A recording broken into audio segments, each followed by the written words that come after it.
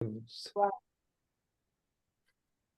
Okay, I guess we're recording. Okay. Well, we need, I'll forget if we don't. It's You sent me, you sent 3 people, correct?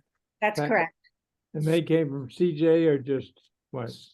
I think all 3 were CJ. Because I tried to get 2 from my Avery Point group and they said they would join, but I do not see them. Okay. I discovered they had neuropathy, so I kind of perked my ear up. So, well, we have I got 10 participants.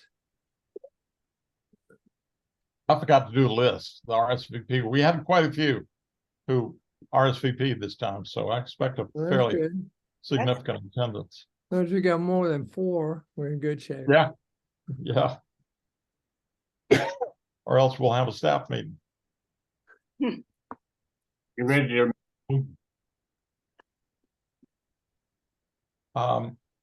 Okay. Mike has to stop chewing before we admit. No. Chewing a cud. And Bill, I have to say, it's better to see your whole face. However you angled it, much nicer. Looks Oh, like yeah, you're a yeah, real right. person instead of half a person. In other words, drawing a Should I cross. put my, should I put my tie? Should I put my tie? I don't have a white Oh shirt. yeah. Yeah, tuxedo, I think. Coat, anyway. Well, I tried to get in my tux last time and could not, so I wore a suit. Can you bump the camera up a little bit? Your head. I can There do you this. go. One. Whoa. You Yeah. Well, are. Move how my about that? screen. That's good. Yeah, that's great. Handsome. Excellent. Show the hair on my chest. No, This but is being recorded. We're supposed to be professional. Oh, we are. I hate to tell you this, but this is what professionals do. I think behind the screens, pros have a good time together. A sense of humor. I think. You got to. Hey, Mike, did you get the poll? Yeah, Mike left us. Did you fill it out? yes. Oh, good. Good. Another neuropathy. We've only gotten 1 response so far. That's Mike's. We haven't let anybody in. Well, I see. Okay. Can we let them in now? Yeah. Why not? Well, two till. I think we're set. Anybody got any last I requests? got 156, but you're I have saying 158. Yeah, Apple time is 1:58. Okay, it's 158. And don't forget to turn your clock back. And I'm going to say that today. As Good. part of my point. introduction. I've got 150, yeah. You want to let everybody in, Mike? Sure, we can start. Oh yeah, we got some nice regular. And we can let them in and we'll start in about 2 minutes. Okay, good.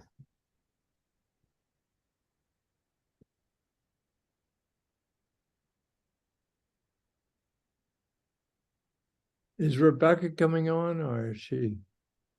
She should be. Okay, Don't know any different. because I've got her down for what? A few minutes. Right. Well, she may not have really anything to say. So I hope Glenn? she's- Hello. Welcome. Welcome, everyone. is our Now, main- Glenn's got the same problem. Can you bump up your screen a little bit so your whole, there you go. Better. I may have to adjust the height of the chair as well. Yeah, or put a book under your computer. Hi. Hey, Diane. Hi, I just wanted to say something. I signed up to join the group because I thought I could be here, but I have to leave to go somewhere after all. But I just wanted to mention one thing, and Glenn is maybe very aware of this, but about a study. It's called by a study for a medication called AXT01, which is done by Mayo Clinic, and it's for people that have erythromelalgia. Oh, But they're also studying it for people with chemically induced peripheral neuropathy. And anyway, if anyone would like to read about it, it's called Algo Test. Could you put that in the chat, Diane? I will, I'll do it right now, since I That have would to be- leave, but anyway, I think it's like 15%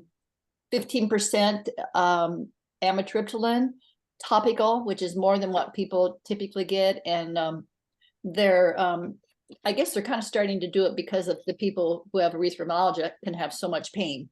Okay, And the fact that it's topical means it wouldn't be going through people systemically, and a lot of people, of course, have a hard time with amitriptyline systemically due to the side effects. So yeah, I'll put that in there. And Glenn, are you familiar with that, or?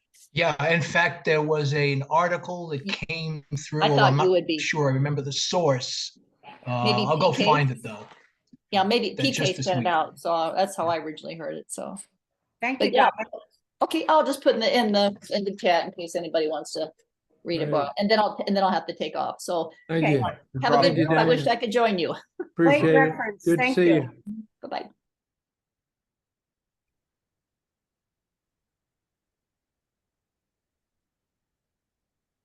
Hello, Helene, how are you doing? I'm doing fine, thank you. How are you doing? We're doing okay, and we got Glenn and David. You doing all right? Yes, sir. Brian, doing all right? There she is, Shauna. Hi, Shauna. How you doing, Shauna? Doing okay. Good to see everybody. Yeah, Actually, I lied. Yeah, I wore a white shirt because it's a Yeah. okay, I Pretty lied day, when I said I'm doing everything. okay. nice. Helene. Oh, my Lord, it's Lou Masway. Uh-oh, we got to straighten up. Uh-oh. One's over now. Helene, we'll get Lou- back to you in a minute after we have all of these Take your time. inputs here. Joanne, good to see you. Really? Hi, Joanne. Bernie, good to see you. Thank you. I'm here. Nice to see everybody. Hey, Bill, how you doing? We're doing all right. Good. Hmm. Well, Helene said she wasn't doing all right. We have to hear about Helene, why she's not doing all right. Yeah, I said we would hear from her in a few minutes when we get started. Bernie, how you doing? I'm doing okay. Thank you. Good. Rebecca, how are you? Hi, How are the puppies? good. My little diabetic kitty cat's gaining some weight. He's doing well too. Good. Great.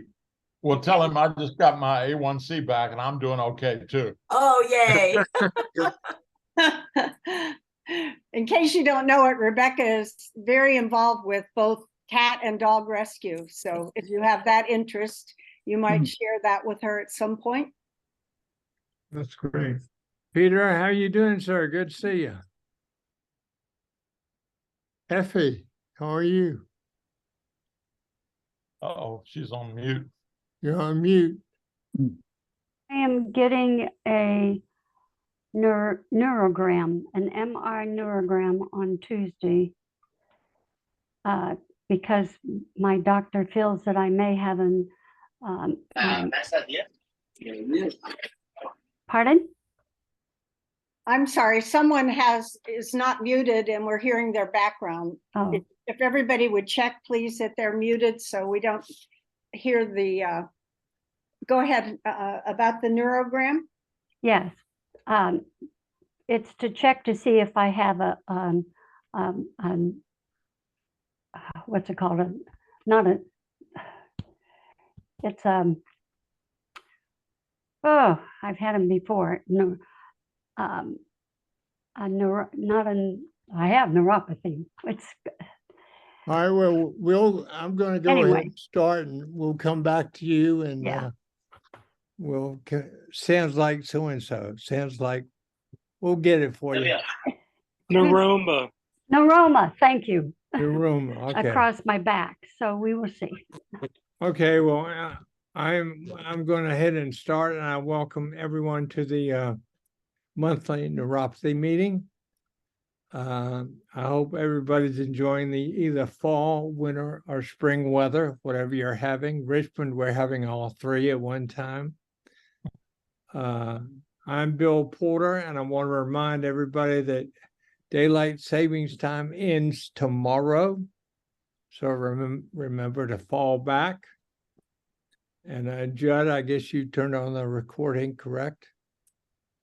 The recording is on. Okay. Today we have an open discussion. And you will find us a very caring and supportive group. Remember, we're all in the same situation. Also, what works for you may not work for others. Plus, we have PM, but neuropathy does not have us. It's an open. Anyway, Jed, would you please put up the agenda for us? Okay. That's what I forgot to do. Rich, second. good to see you, sir. I haven't seen you. Been on sabbatical? We've been doing a lot of traveling. We just got back from the UK. 3 weeks there, one of the nicest trips we've taken. But my wife had her 50th high school reunion, and so we were down in Myrtle Beach. I thought that was a great venue. It's one of our favorite coastal, beaches to go to. So yeah, we've been doing a lot of traveling and just missing the Good. weekends. Well, we missed you, and I'm glad you're back and had a great time. Anyway, okay. Thank you. Is that our agenda? I hope it's. Oh, here we go. Yes. Next slide. I'm a little slow this afternoon. Can you see that? Yes. Can you put it on play? Yes, it is on play. Okay. Next slide. It's on very slow play. Truly. Oh, you're not seeing the agenda? Not yet. We need to It's frozen, Judd. slide 2. How about now? Nope. What is going on? We got it All right, wrong. well, I have the agenda right here, and There it is. here we go. Oh, okay. Right. There it goes. I'm I'll try on to for do about 3 more minutes, and then we go to Judd Vaughn about the website. As you can see, Rebecca Hotop will give me a little treasurer's report. And then we're going to welcome the new attendees, followed by the open discussion. And then when we have our favorite time, a break. And then we'll continue with the open discussion. And then we have the wrap up with Pat. And then if we need to, we'll go into overtime. And I just want to say a few bookkeeping things. Remember that during the open discussion, you raise your hand if you have a question to be recognized, or also you can use a little reaction feature down at the bottom of your screen that will make your hand raise or come down. Also, you can put something in the chat, which we'll pick up.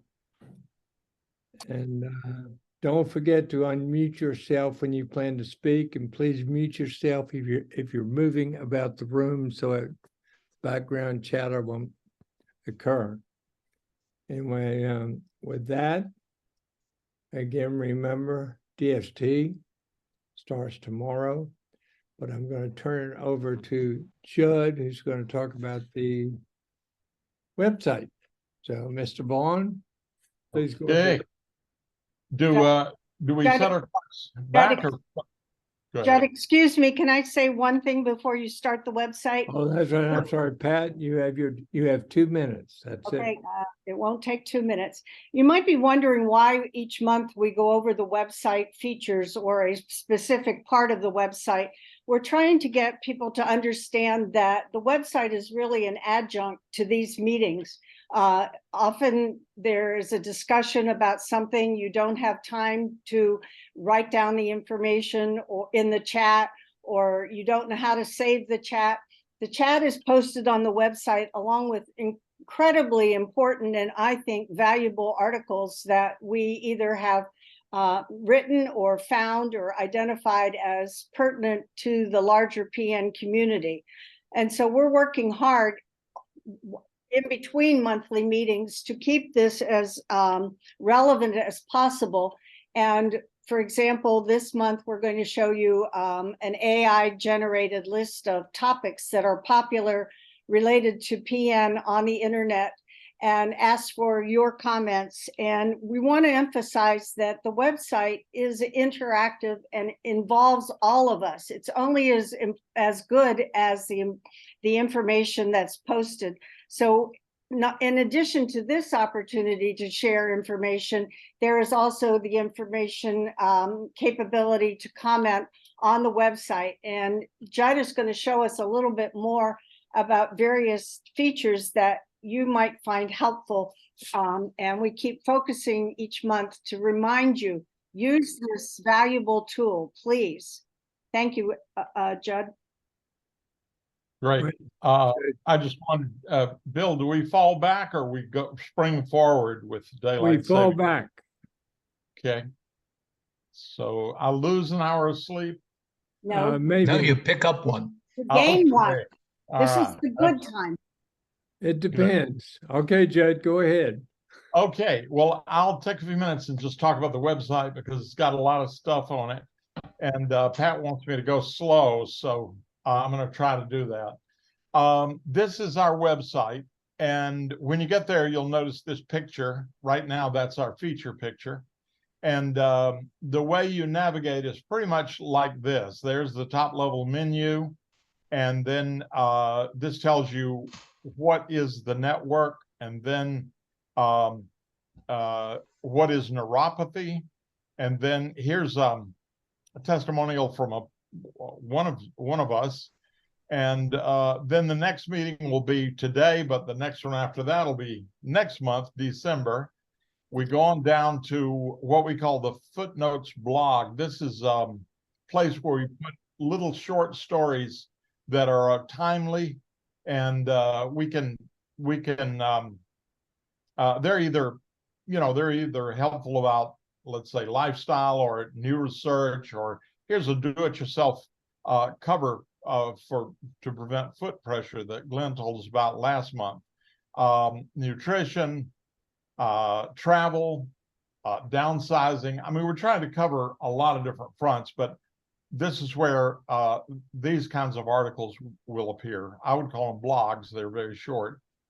And let me pay attention to one.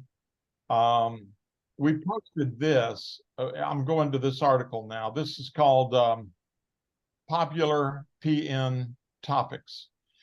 Judd, could you make it bigger, please? Judd, could you make it bigger? Right. Okay. You're going to need to do that every time. How about that? Good. Perfect. Okay. Basically, we asked AI to generate the 25 most popular topics on the internet about PN. And it did it. You may not agree. I didn't, but this is what the science tells us. Let me just run down a few of those. And you know, if you want to comment in the chat about some things you'd like to cover, great. If you feel like it's a list, but you just feel like you want to take a certain turn at it, go ahead and tell us that too. But the top one that it identified as the most relevant to PM was managing mobility.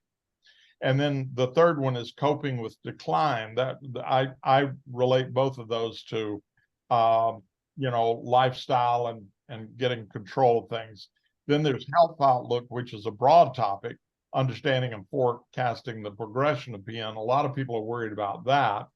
When you get your diagnosis, you just wonder if you can do anything to stop the progression. Then number 4 was traveling with PN.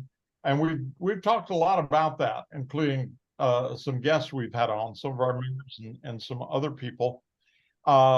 Research and treatment, we always cover that. Of course, the better place to go is the Foundation for Peripheral Neuropathy, because they do a great job of covering that. And they're more about research. We're more about lifestyle, I would say.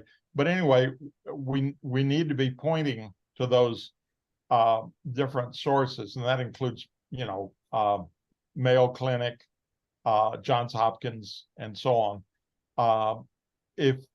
psychological coping strategies. There's an emotional impact of PN when we all figure out that, you know, this is something that's going to be with us for a little while. Our December meeting is working on that. Isn't that right, Pat? Our December meeting?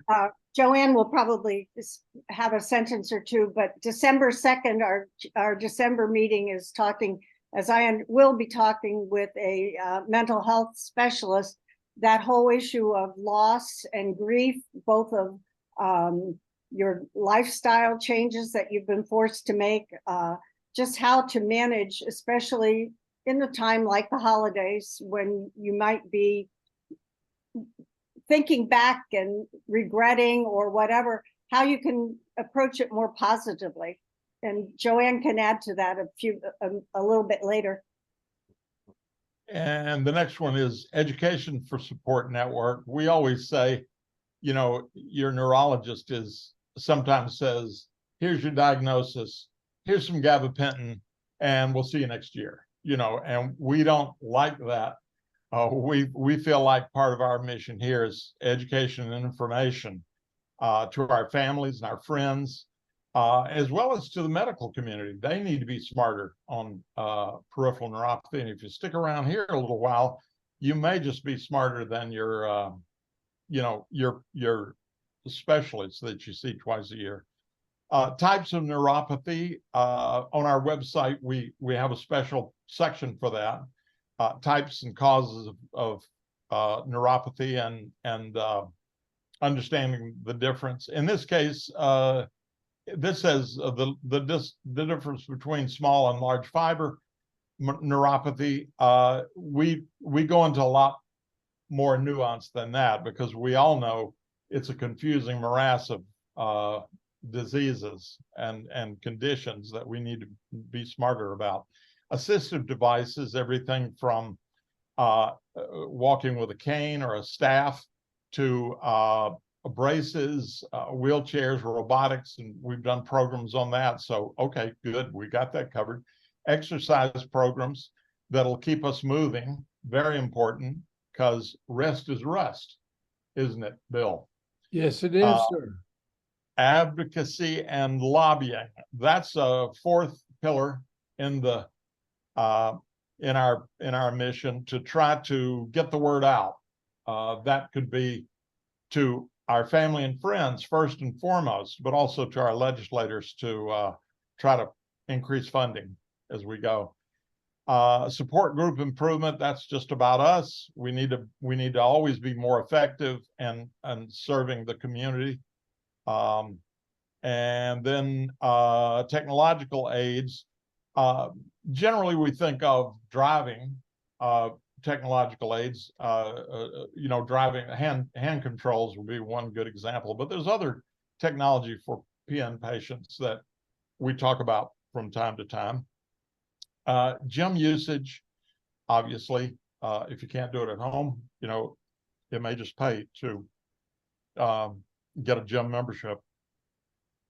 The benefits of exercise, obviously, Bob and Brad, but also just movement and stressing that. And then the 25th one that was identified was caregiving.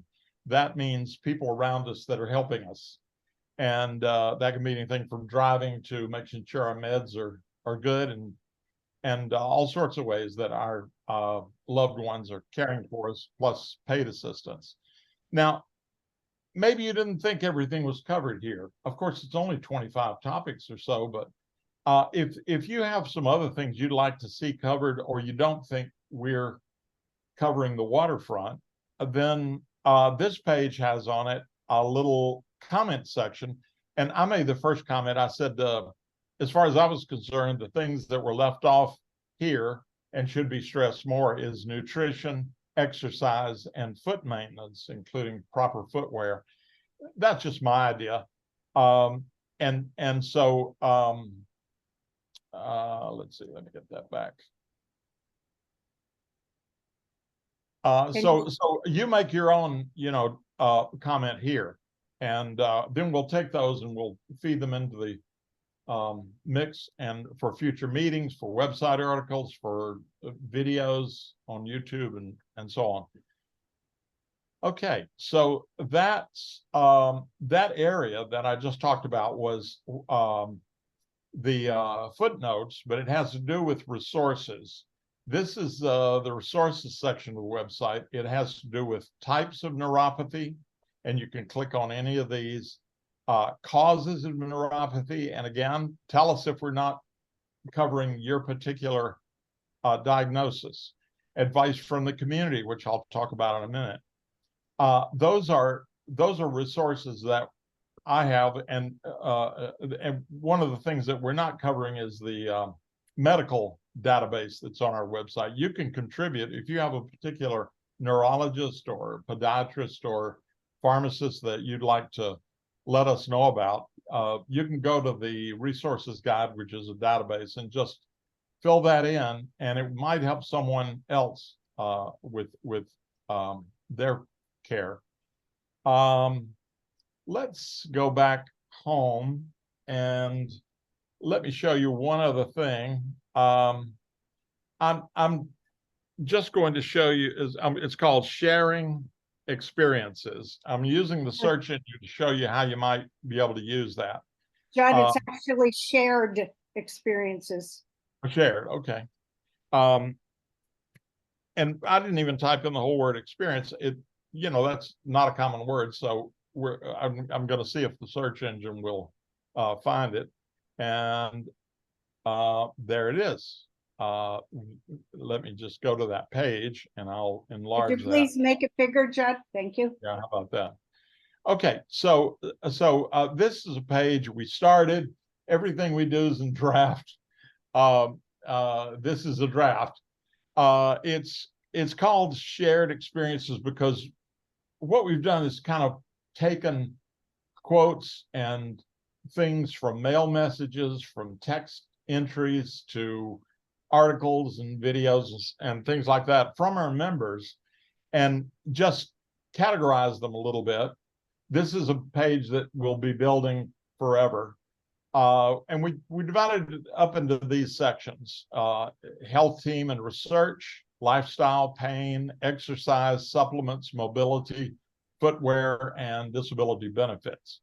Now, to use this page, if you go here, and let's say you click on lifestyle, well, it will just go to the lifestyle section of that page. Can anybody see that? Yes. Yes. Okay, so lifestyle. These are quotes from our members. We kind of didn't want to identify anybody without their permission, so we just put initials here. But after a while, you begin to see who's writing some of these, and if you want to contribute and don't want your name on there, of course we'll respect that. All of this has to do with how to improve your just things you don't need a medical person for. This one says water aerobics, of course, and says mine began in my 40s and it's much worse in my 70s. My mother had it and also has autoimmune issues. A big issue is lack of balance and falling. Now, what we should do at some point is connect this up to our stories so you can really get around the web. Ricky Peoples, one of our members, talked about his recent diagnosis, I guess last year, and some of the things he was doing. He really put his back into it with nutrition, with medication, with technology.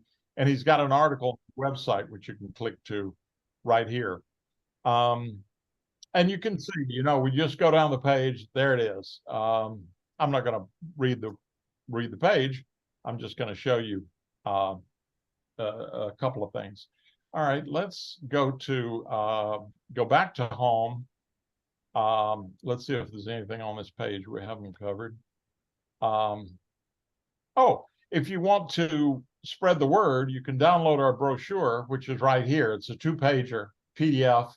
You just print it out on your computer, and then you could give it to a relative. You could make up 10 or 20 and put it in the public library, or at your doctor's office. But anyway, there that is.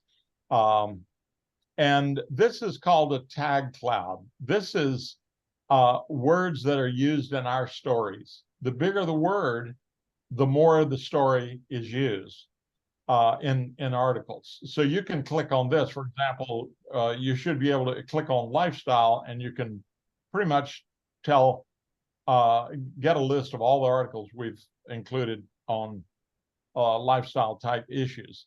Automatic hand controls, home medications. Do I need to make it bigger? Anyway, you can see this on the website. We didn't design this for a Zoom meeting. Mind and body, pain control. There's Pittsburgh, articles on Pittsburgh, and so on. So that is one more thing I'll stress, and that is you're really not a member if you don't join. Maybe you got this. A few people today may have gotten this invitation another way, but the way you get repeatedly contacted by our group is to become a member. It's free. There's no cost. You can easily get off if you don't think it's valuable to you. And we use that to send out the invitation, and then you can forward that through email to other people. But really, you ought to get on the mailing list, and you can easily do that through our join page. I'm going to add. Here's our join page here. Again, bigger, please. Okay, so if you has a little advertisement about why join, and then this will come up, and it's just a simple little thing that collects a little bit of information. Bam, there you are. You're on our mailing list, and then you'll start hearing from us. If you decide you want to become a part of this more than just attending the meetings or just going to the website, you can contribute. Happy to accommodate anyone who'd like to get involved more than they are already. But all services are free, and we're, that's the way we want it, is to not put any walls up for people to get this information. Anyway, I think that's it. It's probably enough anyway, huh? All right, let me just say, does anyone here have a question they would like to ask Judd about the website? Okay, then we're going to go Rebecca. Would you like to give a little information on the treasurer's report? Yeah, well, right now we're still in pretty good shape. We had a couple of checks. Most of our expenses go to the technology, the website and that kind of thing. We talked about, I don't think we paid anything for meeting places yet, but we've talked about expanding, being able to have more hybrid meetings where you've got some in-person meetings, that kind of thing. So like I say, most of our money goes to technology. So we're still in pretty good shape. We've got 5,000 in the bank, so I'll scream and yell and beg when we need more. Good, a nice field trip to Aruba. I don't think so. Oh, maybe airfare for one. All right, Joanne, I see you are still on here. Do you want to say anything about future speakers? Or did we lose Joanne? Okay, no, you didn't lose me. Our speaker for next month is going to be Ann Wilson. And she's an international nurse clinician with more than 45 years of practice in leading health and well-being programs for various communities, and has worked internationally as well as here. And she's also led numerous retreats focusing on health and healing and meditation and spiritual development. And she's going to talk to us about the things that Pat mentioned. It's the holidays and it's a hard time for many of us. And she's going to talk about resources in the community and things that we can do personally to get through a more difficult time and enjoy the holidays with our family. And so anyway, I think it's going to be a good session. Great, sounds great to me. That's December 2nd. Right. All right. That's good. Okay, now I'm looking at my agenda. Okay. Are there any new attendees to this group?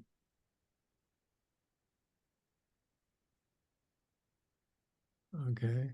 They are, but they're shy people. Okay, they're shy people. So I'm going to start out. Rich Davis, I want to hear about your vacation. And did it go well for you? You know, could you get around and? Belinda just unmuted. Yeah, Yeah. Bill, Wait a minute. Who unmuted? Linda? Belinda? Oh, okay. Hi, everyone. I've been on the mailing list for a while. I've attended 2 sessions. It's just that Saturdays between 2 and 4, I'm usually busy. But I'm here today.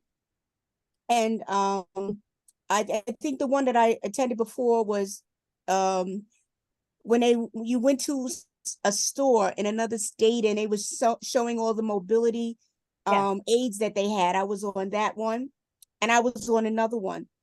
I got neuropathy maybe about 3 years ago from a medication that I was taking, and it's progressively getting worse. Now, I'm not taking anything for it. I was on gabapentin that, didn't work.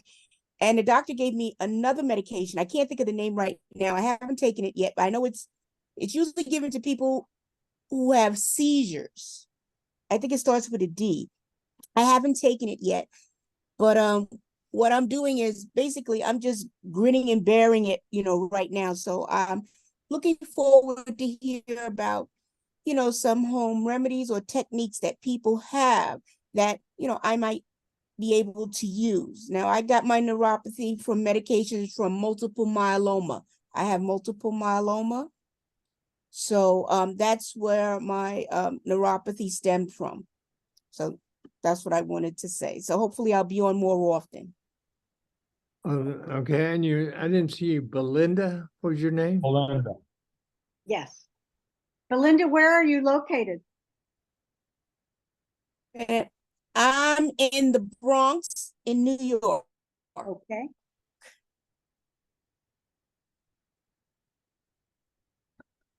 Glad you're here. Yeah, I'm glad to be here. Are you having summer, spring, or fall up there? Well, winter. Winter. We had winter for a while, so now we're in fall today. Okay. Belinda, Well, Belinda, just curiously, how did you find this group? Just for our information. You know what? I'm trying to figure that out, but I think through my myeloma support groups. Oh, that's wonderful.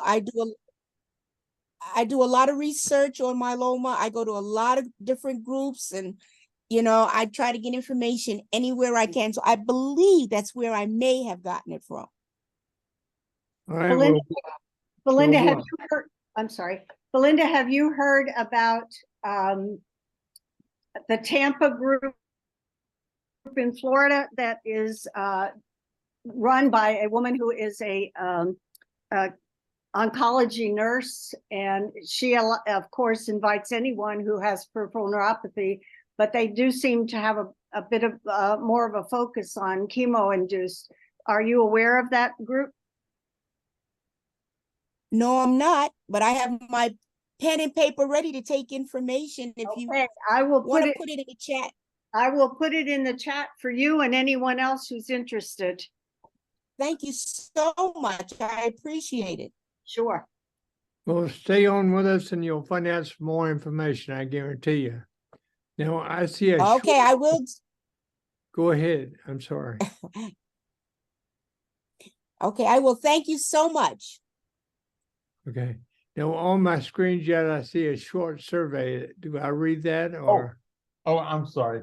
I No, didn't- I mean, that's fine. Well, some people, everybody, I guess, was presented with a survey when they came into the meeting today, and it said, how did you find out about this group? And it gave you a choice. It looks like we had about 11 people to participate, and internet search was 5 out of 12. It was 12 people then. Another neuropathy group was 4. A friend or acquaintance was 2, and medical staff was 1. I think that was me, actually. So that doesn't even That's your count. A1, that's your A1C, right? Well, I mean, I lied about it. It's not even true. But anyway, we had, a dozen people. We like to know where people are finding out about groups like this, so we can, more adequately spread the word. So thanks a lot for anybody who Yeah. filled your in the survey. Participation, appreciate that. Are there any other new people or people who have kind of been away but come back from sabbatical? We'd like to talk about what they've been through. We sort of cut Rich off by mistake. So Rich, would you like to go back to? Rich, I'm always interested in your sunset or sunrise in the back and your trip. So yeah, I that's what I get to see, on a cool January morning. That's the sunrise in the background. When it first happened, when we first moved in this house, my wife thought maybe there was a fire in the back, but it was just the sunrise, and glorious as it is. So yeah, my trip, had been on my bucket list for a long time. And let me start by saying I've had neuropathy it'll be close to 6 years this January. And so it's been progressing, not at a rapid rate, but at a rate enough that, it's very concerning to me and my wife. And so we're trying to get in travel as while we can, while, I'm still fairly mobile. I can still mow the grass and that kind of thing. But a couple things about the trip. I stocked up on my gabapentin. And of course, as we know, that treats the symptoms and not the cause. But still, it got me through the time. And here's something else that's different about me. I always traveled coach in the past. And now, whenever I book any airfare, I just, it's not that I'm claustrophobic, but I need to be able to get up and move around. I need to be comfortable. So part of my budgeting is I now budget for going business class, because it would be horrible to be trapped in a seat. And that's where I get most uncomfortable. In fact, that position of sitting for an extended period, it does cause pain as well. So when you travel business class, obviously it does cost more, but as I say, it's just a matter if we want to travel, and my wife doesn't complain about that. She's glad to go business class. So, and it really came in handy. And I'll say this, that there was a lot of sitting still involved, takeoff and landing and that kind of thing. And there were times when I wasn't that comfortable, even though I was almost in a horizontal position. But I just don't want to be caught like that, because it's just it's very difficult, as I'm sure many of you understand. And the discomfort I get is just like throbbing pain, as well as the numbness. And so all symptoms not pleasant. But anyway, we really enjoyed the trip. We spent 3 weeks in the UK. We did a lot of walking. The exercise was great during the day. I got to do 2 things. My mom was born and raised in Cornwall, so I got to visit all her old stomping grounds and where she grew up, something I always wanted to do. And we took some selfies while we were at Stonehenge. That was a place I always wanted to visit. Quite mystical to consider what people were able to do 5,000 years ago with those stones. And, there's something very unique about them, because the way they are aligned, there's 2 key stones that are aligned on they're in direct alignment with, see if I get this right, the vernal equinox and the autumnal solstice. they are aligned exactly when the sun rises and when the sun sets on those particular dates. That was done 5,000 years ago. The odds of that being done by accident are like 1 in a trillion. So go figure. Something intervened to create those stones, not to mention the engineering feat to get them there and erected as they were. So a full stop there. Any questions for Rich? What airline did you find a certain airline that was accommodating? Yes, we did. KLM, we did this through a tour company, Grand Circle Travel, and they're very good. They're excellent value.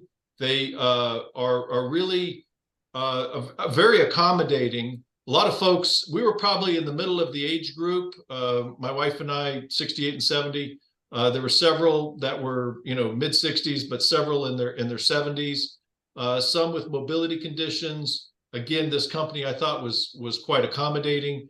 They set up the travel through the airline KLM, which is oh shoot, I think they're out of what am I trying to say? Amsterdam, the Netherlands based airline. And if you travel business on most airlines, it's going to be comfortable, but obviously it does cost more. So we just put that in our budget. Probably don't take as many trips because of that, but it's just a factor that I can't, I just wouldn't want to go on an airline that I didn't offer that. And KLM was excellent. Well, yeah, Rebecca, go ahead. I just wondered if Rich would mind talking about his experience with, you were doing red light laser therapy, I believe. Yes, and I'm not going to endorse that. I did try it. Did it help you at all, do you think? I would say it provides temporary relief, kind of like maybe I'd put that in the class of gabapentin. I did look at the research on it, and in some instances, but it's just not, to me, it's not proven. You can find anecdotal where it helps someone here or someone there, but to me, it's not a proven treatment. I have laser light therapy that I use at home. And it provides relief. It helps me, I do it before I go to sleep at night, and I do it 5 or 6 nights out of the week generally. And I do find that when I have the time to do it, I do sleep a little bit better. It just kind of, it settles things down, if you know what I mean. It's mostly in my lower legs, from my knee down, that I'll feel discomfort. But between that, I do 3 things at night. I take gabapentin. I generally use the laser light therapy, and then I have a TENS unit for the electrical nerve stimulation. So I do those 3 things, and that's helping me sleep at night. But as I said at the top, my neuropathy was first noticed about almost 6 years ago, and I could plot this on a graph from year to year to year, where the symptoms are generally increasing, not at a great rate. So we're trying to squeeze in as much travel as we can, but I don't, this isn't a panacea. Yeah. Thank you. Thank you. Any other questions for Rich? Rich, I would like to know about the placement of your TENS unit, because I have one, but I haven't found it particularly effective. Worth the effort that's involved of placing it and such. So I was curious, did someone suggest it to you?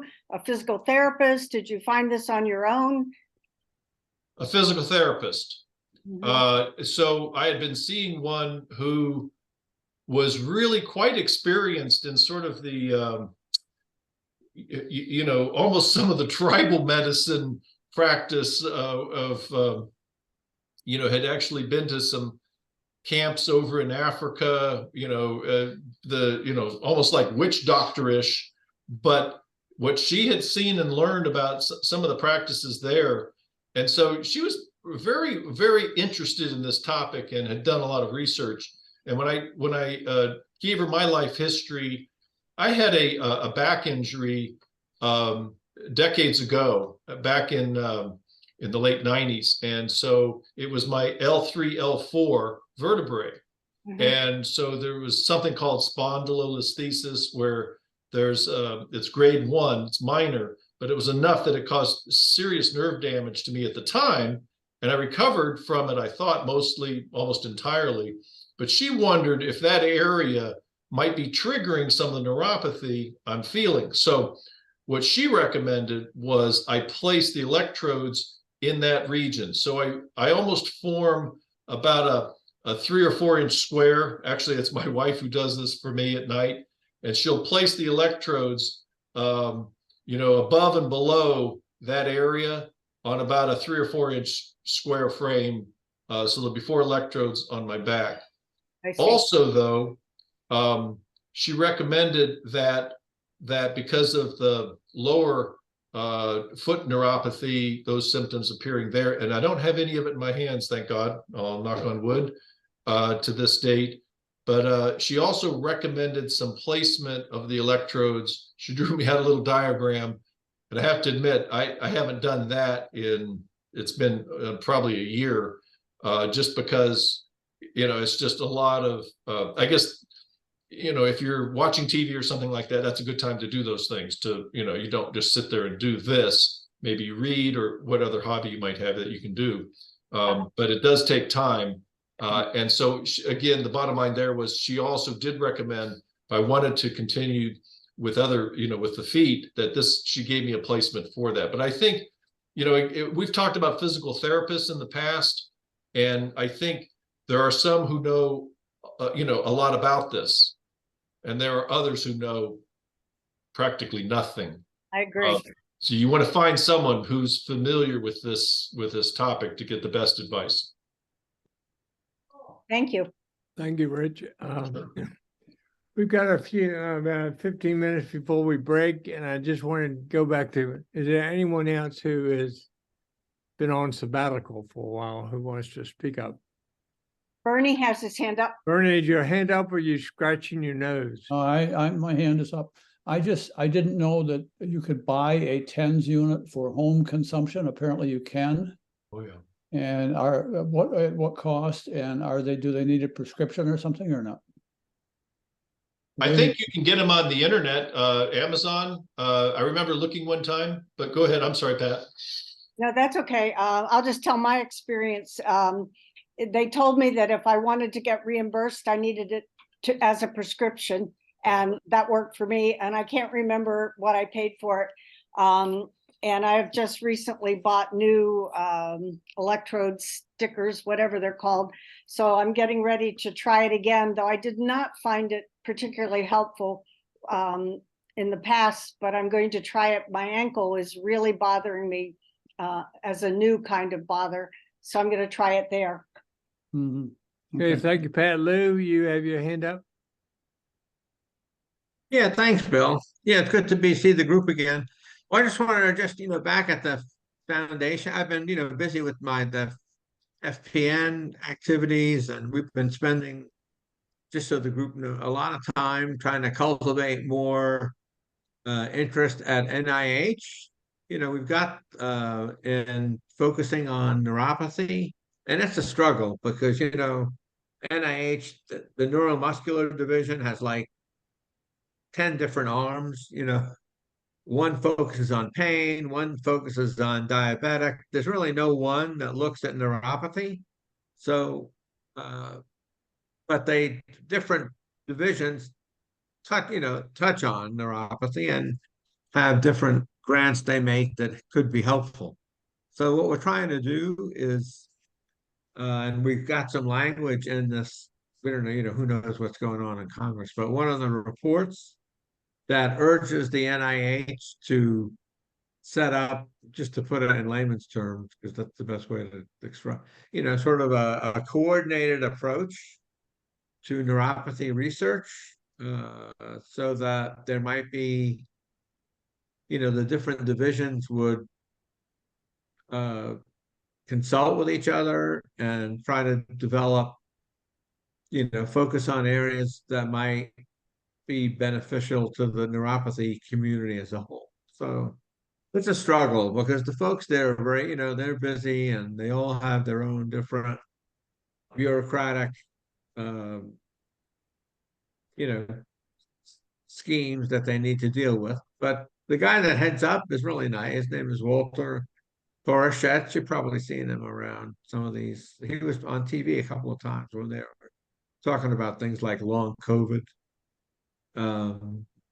So anyway, it's a process, but that's one thing we're doing, and we're trying to get more use out of our neuropathy research registry as well. And Lindsay's working hard on that. So just an update is all. All right, that's great. At least we're moving forward and not backward, correct? We're trying, Bill. Yes. All Thank right, you. that's good. Okay, Mike, you have your hand up. Just that, I think the TENS units are in the $30-40 range. You need to keep in mind that what the TENS does is it provides an alternative signal to your brain. And so if you're feeling irritation or something that's bothering you, you attach the TENS and they provide an alternate signal. It's a little irritating, but you know that after the 30 minutes or however long you set it to run, it's going to turn off. So in a sense, you've got a sensation that you can control, and that sense of control, when the sensation stops, yeah, whatever sensations you were receiving before are there, but they don't seem. The idea is it's not going to seem quite so important. It's not going to dominate your thinking, and because nothing really has changed from the way it was before. My wife uses a TENS in the summer, in the spring, in the spring and summer and early fall when we still have mosquitoes around. She loves to use it for mosquito bites or any minor injury of that nature. She'll use it and she'll feel the TENS instead of feeling the mosquito bite. So get one, even if you don't have neuropathy, even if your wife or partner doesn't have neuropathy, get one anyway and use it for that purpose. Thank you. I appreciate that. I will look into that. It would be a good diversion, if nothing else. Okay, Elsie, did you scratch your ear or you have your hand up? Effie, I mean, excuse me.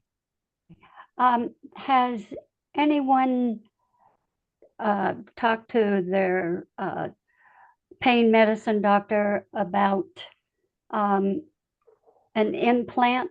Because mine has suggested that we talk about it. It's, that he implants it in, because I have 3 kinds of neuropathy, and the intercostal is the worst. But then sometimes I totally lose the use of my right leg.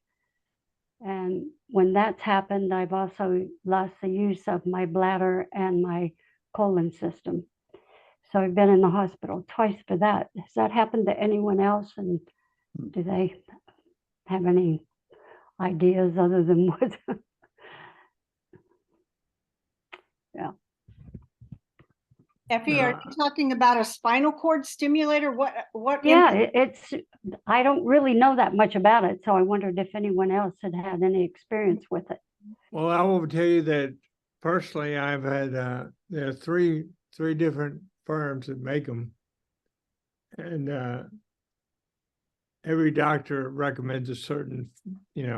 I use this and I use that, but they can fit you on a temporary one, and then you can see if that works for you, and then if it doesn't, Yeah, he said they could take it out.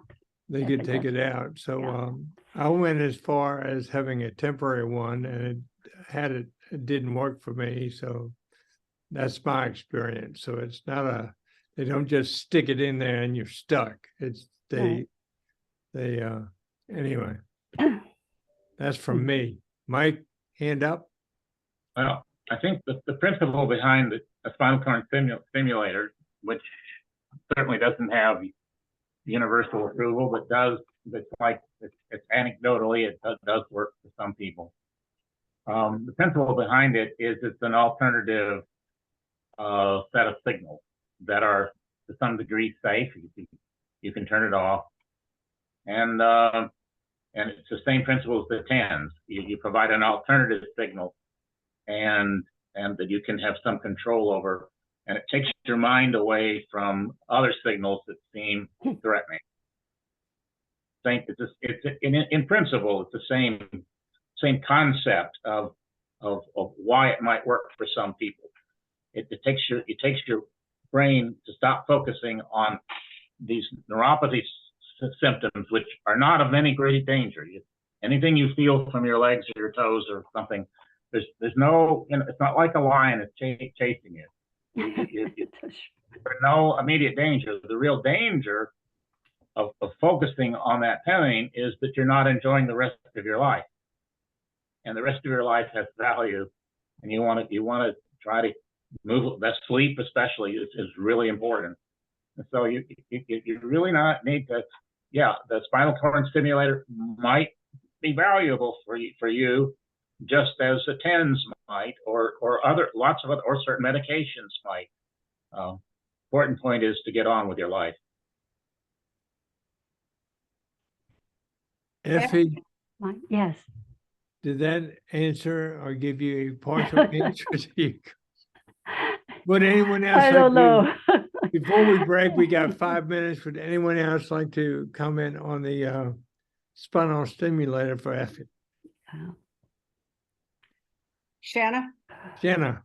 Shauna, but my Shauna, name was excuse me. it's all from the people that I've talked to, because I've kind of been in a lot of these groups, both for myself and just helping out, they are going to be very thorough in evaluating if it's going to work. That test run that they're also going to do is going to tell you if, whichever one is going to work. So there's not, from what I've heard and seen, there's not a lot of harm to at least trying, because the worst that's going to happen is it's not going to work and you have to get taken out, and you've done this whole process to have it not work, which unfortunately happens with so much of this, because we're all very heterogeneous in presentation. We have different things that work for you than what works for me, than what works for somebody else. I would say if they're thinking about doing it, it might be worth looking into, especially I'll do that, Glenn.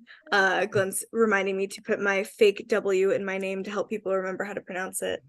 But it's worth it's worth going about to just see if something will help. Yeah.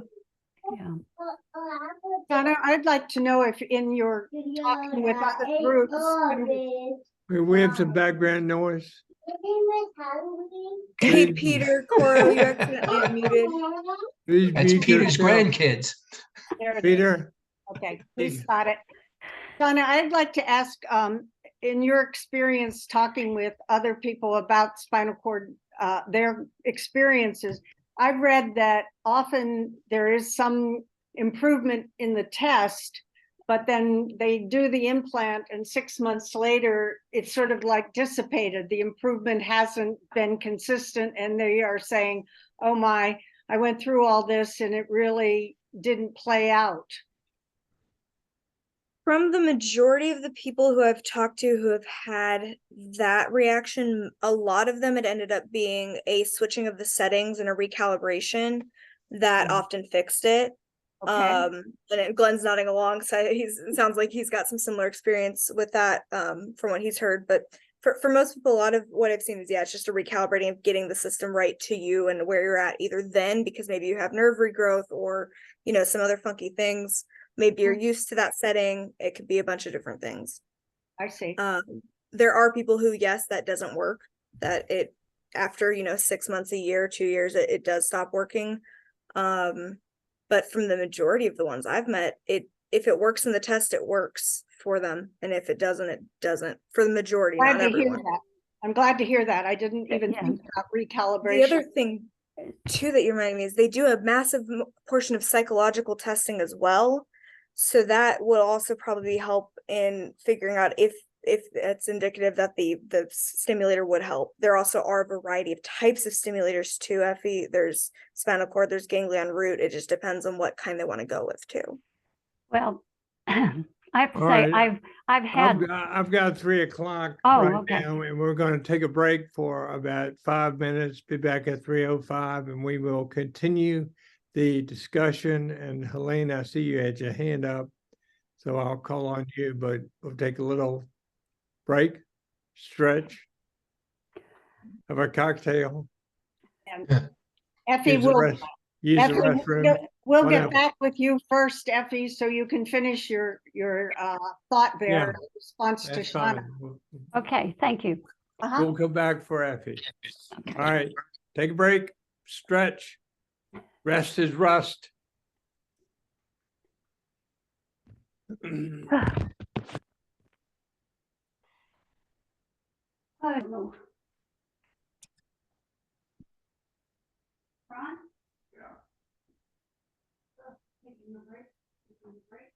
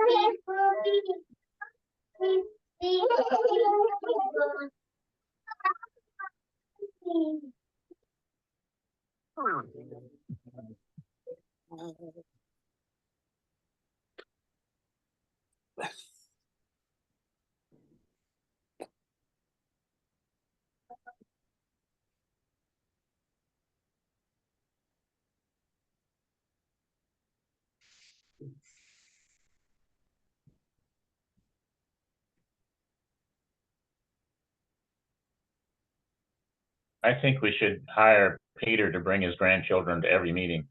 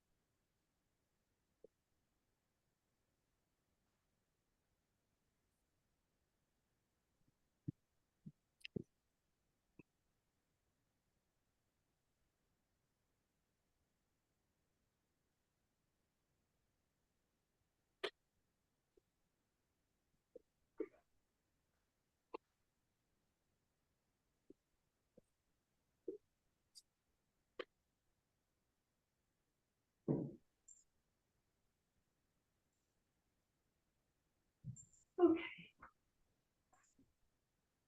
See if I can get back in. I was worried that I won't.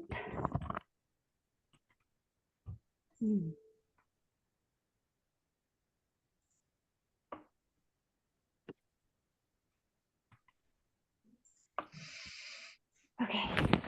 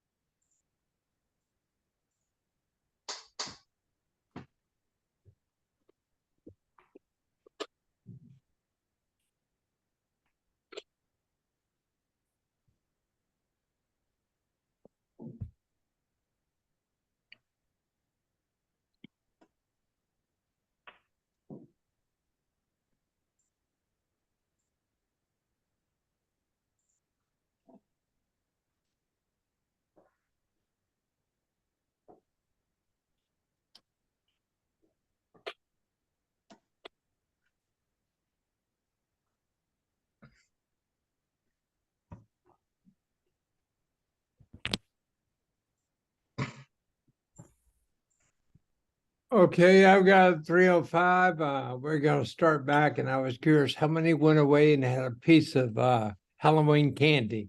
Raise your hand. I should have thought of that. Nobody. Guilty. Okay. How many started to set their clocks back 1 hour? Not yet. Okay, grateful- I'm telling you. I'm Don't grateful forget. we get an extra hour and not lose one. All right, well, anyway, okay, we're back. We are back, and we are on spinal stimulators. And Shauna, did you finish what you wanted to talk about?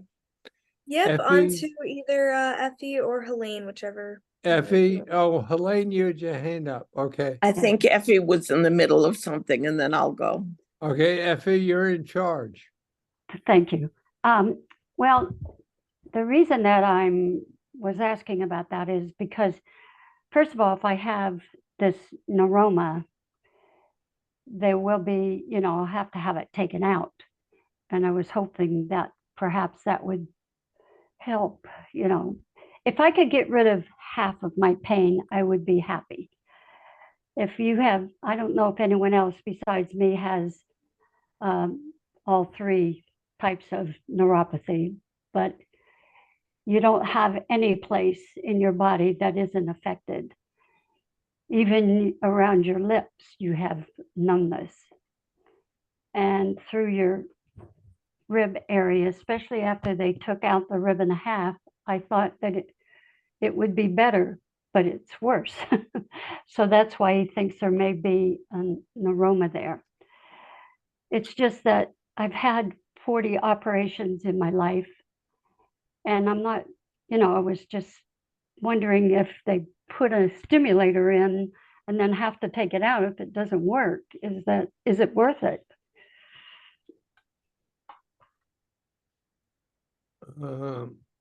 I think Shauna answered that question pretty well, but Shauna, do you want to comment? I mean, yeah, it's if they've gone through a lot of other things and your pain management doctor specifically saying, hey, we're thinking this might be a good option, and they know your history of, hey, I've had all these surgeries, hey, I've had ribs taken out, and the intercostal type of nerve pain is not getting better. If they know all these things and they're still suggesting it, I do think it might be worth it, honestly. I have neuropathy head to toe. I have involvement in every type of nerve, unfortunately, including cranial. I mean, you name it. Yeah. So I'm very familiar with the pain aspects. If there's anything that can take off even that top edge of pain, honestly, just that little bit of relief, I would say it's worth it at the end of the day. Well, first he's checking out the neuroma to see if that's there, and then we'll. All right, Helene, you had your hand up. Helene? I did. This has been very helpful, and it was a topic I wanted to bring up, but I wanted to go backwards first and say that I've had neuropathy for about 20 years. And up until last year, I was in Maryland, and I had a neurologist at Hopkins and my primary care doctor, and the two of them endlessly tried different things to help me. Different medications, different this, different that. And we tried the spinal cord stimulator, and the trial worked so well that I made up a happy little song about it. So I could call my daughter and sing her this happy little song. And then they put the thing in. I used to call it my toaster oven, and it didn't work. I got nothing.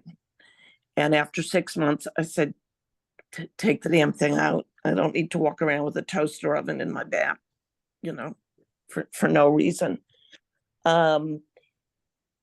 What we finally wound up with in Maryland was a combination of duloxetine, gabapentin, and oxycodone. And that worked very well. And my pain was finally under control, more or less. I had breakthrough pain. I still had daily pain, but nothing like the terrible pain. I moved here and everybody's scared to death of oxycodone. And they don't want to prescribe it in the amounts I was getting before. And, they're giving me some, but it's not enough to get me through the day. My pain at night is just unbearable. I know other people have worse, but like 4 nights in the past week, I was just in tears all night because I couldn't find a place. There was nothing. It was just all pain, all consuming. And my pain doctor did recommend a spinal cord stimulator in exchange for, I made him give me 1 more oxycodone a day, and I agreed to the trial. Now, what he said, I told him it didn't work last time, and I was skeptical. He said in the last 2 years, they've really made changes to the spinal cord stimulators. Their frequency is different. Their range of your body that they can reach is different. I don't know the technical terms. So I agreed to a trial. There were 2 different kinds now. You can get the kind that recharges. They also have one that you don't have to plug yourself into the wall every 2 days, which is, kind of nice. So I'm getting that kind if I get one. But I really wanted to ask, and I've heard a lot already about what people think about it. I'm going to try it. Knock on wood, I'll be making up another happy little ditty to sing to my daughter. But something's got to give, and I don't know what people expect us to do. Honestly, I'm very discouraged lately. That I'm just very discouraged. So hopefully this will work. That's my speech, and I'm sticking to it. Okay, Lou, you have your hand up, sir? Go ahead. Yeah, well, I just wanted to share with, I've been on for I've had neuropathy 20 years too. And in fact, it's 20 years like this year. And I've been taking this combination of gabapentin and tramadol. And tramadol is a mild opioid. It's like Ultram, and my doctor, I'm probably addicted to it. I don't know, but I don't have any side effects. And so far, I'm able, to get it prescribed. And so maybe I asked in the chat who's your main doctor for for your meds, Helene? Is it a neurologist or internal No, medicine? it's a pain management doctor. And in Pain fact, I management, just went yeah. to a new neurologist, hoping that he could help. Yeah. But he said that he would not do a nerve conduction study without an EMG, and I'm not having another EMG. I've had them, and I've had problems with them, and I won't have another. And he wouldn't do the nerve conduction study, and he really would not prescribe any other medication. So I'm back to my pain management doctor. I was on Tramadol years ago. I tried it again recently. Unfortunately, it does nothing for me. I'm sure I'm addicted to they don't say addicted, they say dependent. I'm sure I'm dependent on the oxycodone. I don't care. I would be happy to be dependent on more of it because it's the only thing that has helped me. So. Helene, where are you located? Would you remind us now? You moved from Maryland to? I moved from Maryland to Long Island. I see. I was curious because my pain management doctor is supposedly an expert on spinal cord stimulators, and he's in Virginia. So I was curious where you were. No, the 2 kinds they're talking about are Medtronic and Nevro. Medtronic, and what's the second one, please? Nevro, Nevro. Okay. And I don't know anything about the Nevro. He recommended the Medtronic, and that's what I had, 10 years ago or so. I said, fine, we'll try it. And when are you doing that? I just filled out the psychological profile. So if they decide I'm a good candidate, hopefully it'll be in the next couple of weeks. Okay, thank you. Yeah. David, you have your hand up. David? Hi.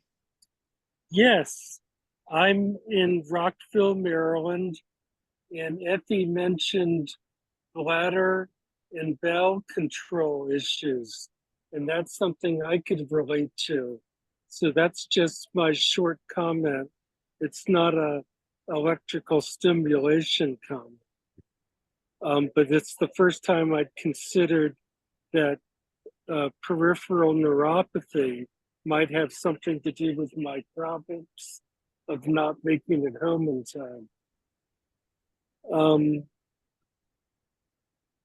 I take gabapentin, 900 milligrams, which doesn't do anything for me.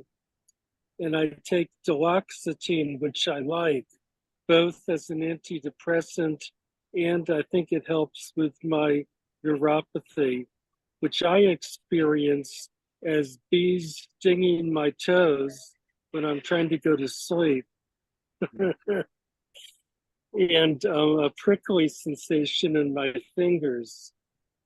One thing that I'm experimenting with is cannabis, and I'm interested in the edible form of cannabis, little gummies, and breaking those down into sizes that are not too intense.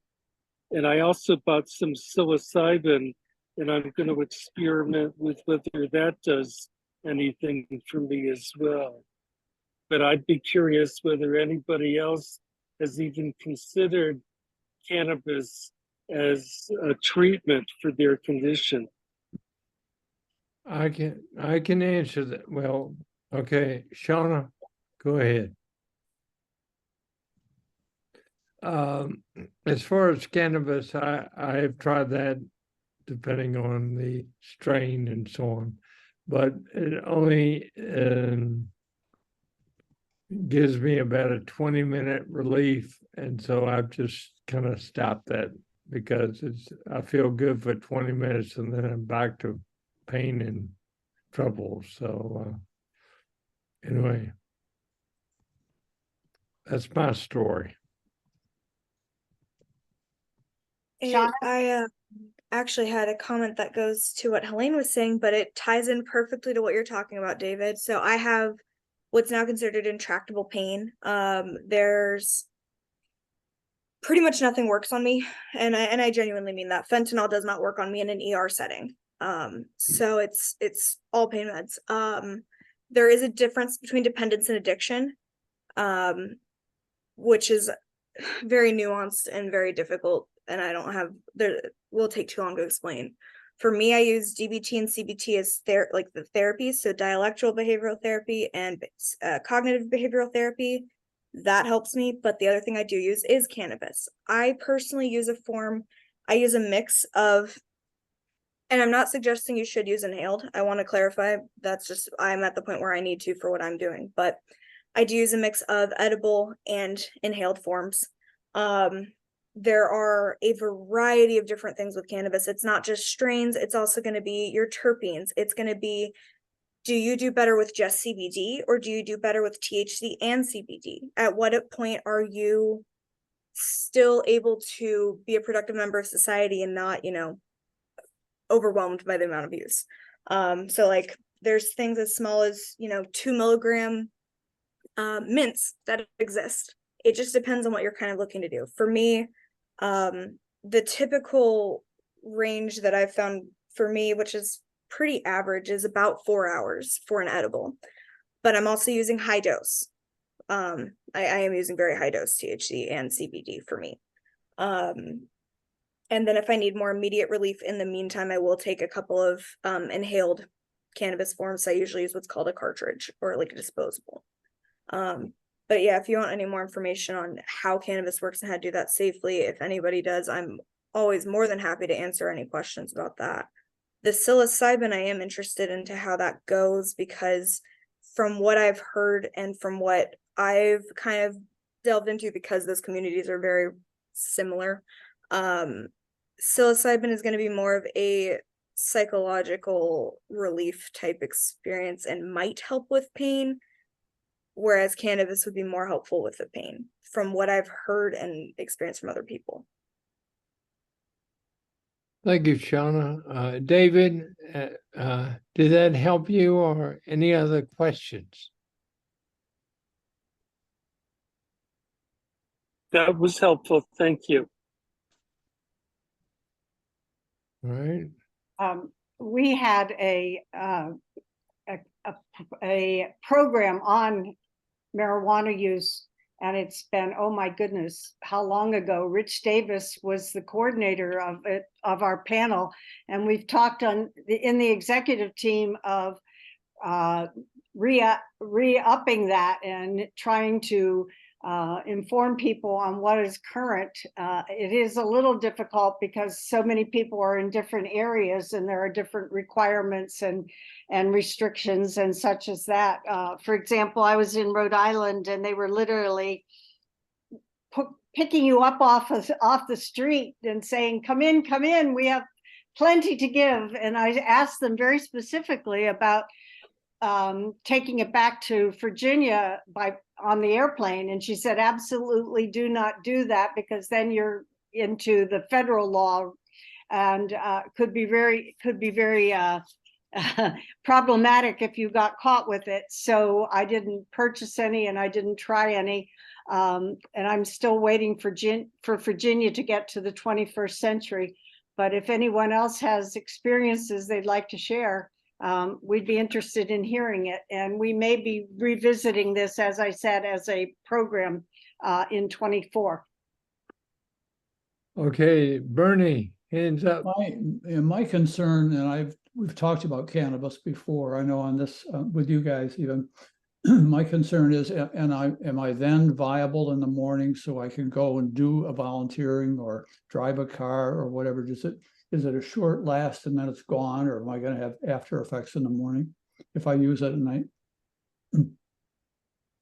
Personally, I find it to last about 20, 30 minutes and I'm fine. That's the extent of it, and then you got to do it again? No. There are, so the dispensary that I attended, visited, there are a wide variety of types, and they can sell this. I mean, it's in some states it's legal for recreational purposes, and that's a different blend than what you'd want for medicinal purposes. So I remember, and thanks, Pat. I really enjoyed doing that panel. It was back on May 7, 2022. So perhaps there's notes on that in the past that could be reviewed. But we had Phil, and I always get a kick out of his name. He knows a lot about marijuana. Phil Roach. Huh? Phil Klutz. Phil Roach, R-O-A-C-H. Oh, Roach? I thought it was. Yeah, no, Phil Roach. So, back from my college days, and I'll admit I imbibed in some of the recreational uses of it, but Phil Roach, he knows a lot about it. I don't know if he's on this call. I've got contractors in my house right now, so I've had to break away and haven't kept up with everything. But I remember him talking extensively about, the chemical composition of the various medicinal cannabis that's out there. And so that's something I think that, depending on where you would purchase it, hopefully, it's from a reputable place that has a pharmacist on duty that is very knowledgeable in the area and can advise on the different effects. Because they'll say, some of it is just euphoric, and they'll talk about the amount of time you should wait until you would drive and do something like that. But I think it's a conversation one should have with their pharmacist that dispenses it. Yes, I agree. Thank you. So Effie, go yeah. ahead. So we were out in California year before last for Pardon? Go ahead, Effie. Okay, we were out in California a year and a half ago, and we went to a dispensary out there, and the guy was very, very helpful, and I got some that really helped a little. You know, it took the, what do you say? Took the edge off. Yeah. Edge off. But then when we came back here, and then we got a doctor that was supposed to be a doctor, and then we went to the dispensary here, and he gave me some, and it was the absolute worst night of my life. I thought I was going to just die. I mean, I really begged to die. So, I mean, so I haven't gone back because I just was so, you know, it was not a good experience. However, out in California, you know, where you can go to this whatever they are, dispensaries, and you talk to the guy, and he just really seemed to know what I needed. And so I did. They were 15 to 1 or 1 to 15 or something. But anyway, I brought them back with me, but then I ran out, of course, and I shouldn't have flown back with them, but I did, but didn't get caught. But I'm not sure I'd do it again, but I have not had a good experience here in Virginia. No. We have 2 hands up, David and Rich. All right, well, Shona, okay, David, go ahead, sir. David? Hello, David. Hi. Unmuting. Took me a second to unmute my phone. That's okay. I don't think it's very likely that you'll find a pharmacist to provide you advice on this subject. However, the people that work in the dispensary can be highly qualified. I'm actually a certified bud tender, as they say.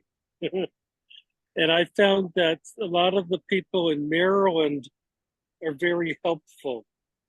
This is in contrast to Washington, D.C., where they have a whole different kind of setup, and they don't have a showroom in their stores, in my experience.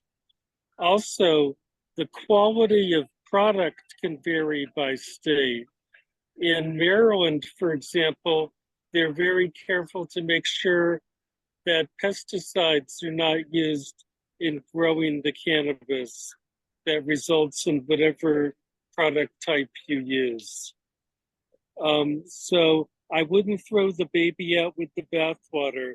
Just do some research and understand the difference between sativa, which is intended for getting high, and indica, which is intended for getting to sleep and relieving pain.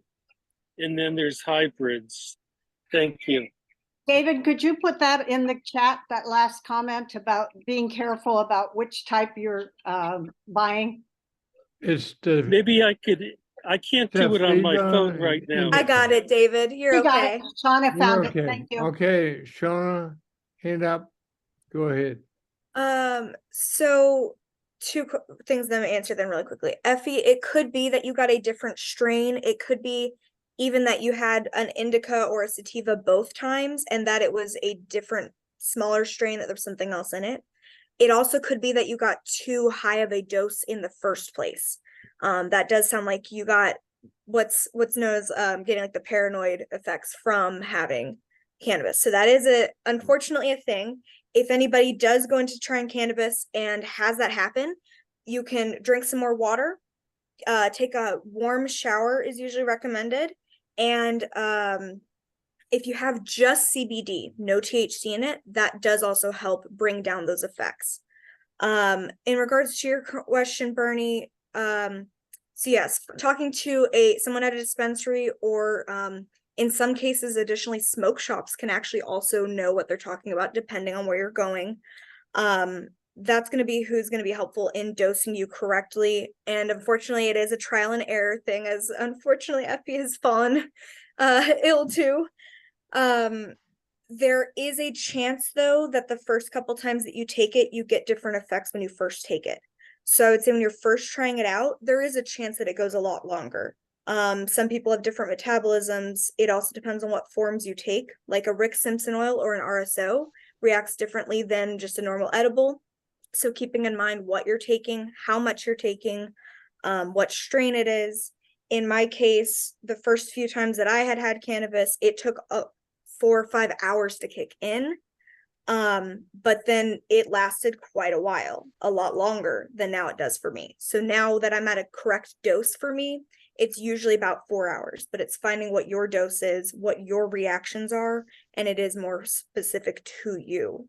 So definitely try it out on a weekend where you don't have something to go do. Yeah, I'm trying You to. might I'm get trying to- hungover feeling, like is what they Yeah. kind of describe it, like you're very tired the next day if you had too much or maybe the wrong strain.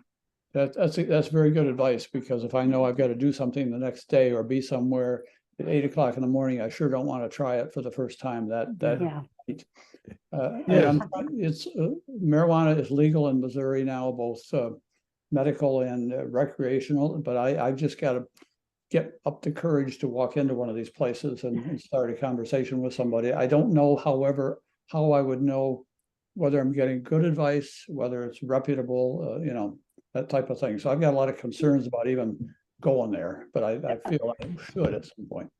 I have to leave, but I do want to say that out in California, when I talked with the pharmacist, he was very familiar with what I had and what I needed.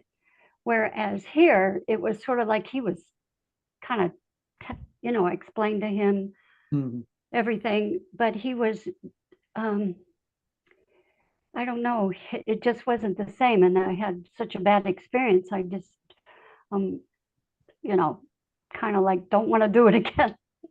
But anyway, we have a thing at the church, so I do have to leave. But thank you all very much for this. And I'll go on and check Okay, everything when I leave. did we give you some good answers to go away with? Yes, thank you so Okay. much. Just wanna Please make Yeah. sure, Effie, that you go to the website and join so that you get the invitation for subsequent meetings. And I think Yeah. December is going to very I got the one for this one, so I think I'll get it. Good. Thank you. Okay, Rich, thank you. Rich got your hand up. Okay, so I ran upstairs and got, I don't know if this can be seen, I'm gonna hold this in front of the camera. This is, it's like the prescription, and not that you have to see it all, but just you get the idea that what this has on the side of it is a breakdown of the contents of this product. And I've got two, because at the time, and I bought this a while ago, it is, it's lasted me for some time here. One has a THC of 16.5. The other has a THC of 25.4. Before I purchased both of these, I spoke to the pharmacist. This is the state of Virginia. I don't know that every state requires that the dispensing be done by a licensed pharmacist, but in the state of Virginia, that is required. So there may be other places I heard earlier that, maybe in Washington, D.C., they may not require it be dispensed by a pharmacist. I have been into those shops, and it does seem a lot more casual and relaxed. They do require you provide a certification that you can. There's a reciprocity between DC and Virginia, so I know that. But they do require that you furnish that you've got a certificate to purchase it. Anyway, what I was showing earlier, it's like the side of a cereal box that breaks down everything that is in the product. And again, I think if you can find a place where you've got a pharmacist that's knowledgeable about all this stuff, and they can tell you, that, and for neuropathy, I wouldn't think it would vary that much. Again, I go back to Phil Roach. I thought he had done a really good job when he gave us his presentation about certain things that he said, this is what it should have, and this is what you don't need. The THC isn't a big part of it. And some of the other, as I looked at the side of what I had purchased, and again, this was last year, for example, you've all probably heard about the CBDs, and it's in one, it's a 0.04%, and the other one is 0%. So very, very low part of that. That's another product. And, for CBD, that's more, I think, on the euphoria end of the spectrum, perhaps. But I think, as was said earlier, we all look for, just to take the edge off.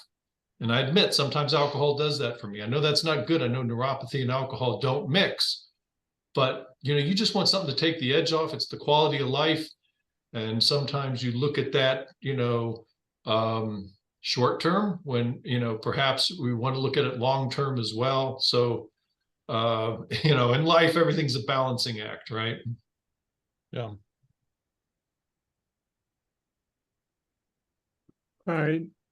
One thing I want to ask before we have to, well, we got 25 minutes, but Diane came on and talked about, Glenn, you might help me about ATX01. Is that a new drug for neuropathy, or what can you? Yeah, apparently this particular drug company, and it's a sort of a little startup company. I actually put a link to a press release. It's probably very high up in the comments by now because we had a lot of stuff with them. Is basically supposed to be, from what I understand, a symptom reliever. It's supposed to be topical. It has amitriptyline and a few other things in it. But they actually originally started it for the pain of erythromelalgia, which of course can be very severe and burning and very dysesthetic. And as a result, they're trying now to recruit people for further stages of the clinical trials and thinking of expanding it to chemo-induced neuropathy and possibly other neuropathies. It basically came up because it's just one of those things that is being worked on in this realm. I know people do complain that there's not a lot of research going into neuropathy, and that's certainly true, but there is some around the edges. Okay, so the company is called Algotex. Yeah. In fact, let me actually go. The drug is ATX01. Is that a secret name, or is that? No, it's basically just based upon the name of the company. Where is the link? Are they in phase 1 or 2 or 3, or? I think they're about to start 3. Are they looking for participants, or? For clinical trial. Yeah, and this is actually originally from Europe. Let's see. I'm going to pull up. Post it, Glenn. There. That's your post. Yeah. AlgoTX announces first patient dosed in US and European arms of phase 2 clinical trial. So they're in the middle of phase 2 and they'll be going up to phase 3 shortly. But yeah, the name of the drug is based upon Algotex. Okay, I'm just looking through the chat. I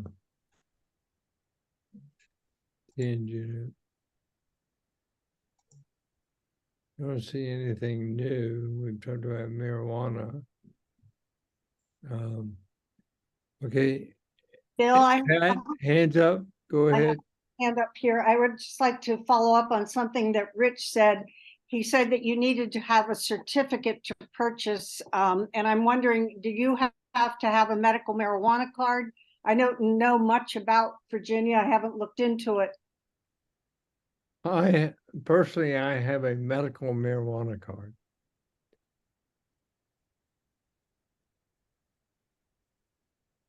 In Maryland, you had to have a medical marijuana card. Easy for me to say. I haven't looked into it in New York because it's so expensive. But I've also found that I don't go to the outside of Richmond in a little teepee and find I go to a store that's a nice storefront, check in, and the people I find are very, I buy from, I think, people who know what they're talking about. They're not salesmen, they're pharmacists. What do you need? How did you find one that you felt was legitimate and reputable? Because they were in town and recommended that they were. Recommended by? By the newspaper. Okay. All right. And I wanted to reference that Shauna put up the link to the May 7th, 22 meeting if you want to hear more about the panel discussion that we had then, perhaps as a precursor to one we will have in 2024. Yeah, that's the whole video. Right. Okay, now I'm going to go back to Belinda. Is she still here? Belinda? Yes, Belinda, yeah. here. She's in the lower left corner of my screen. Belinda, did you get information you needed, or is there something else we can help you with? Belinda, Coming. hello? Oh, No. I'm trying. Okay. Is there Belinda? anyone else we haven't heard from? Margie? Yeah, Ken, there's some new Benji? people, or Jim Scott?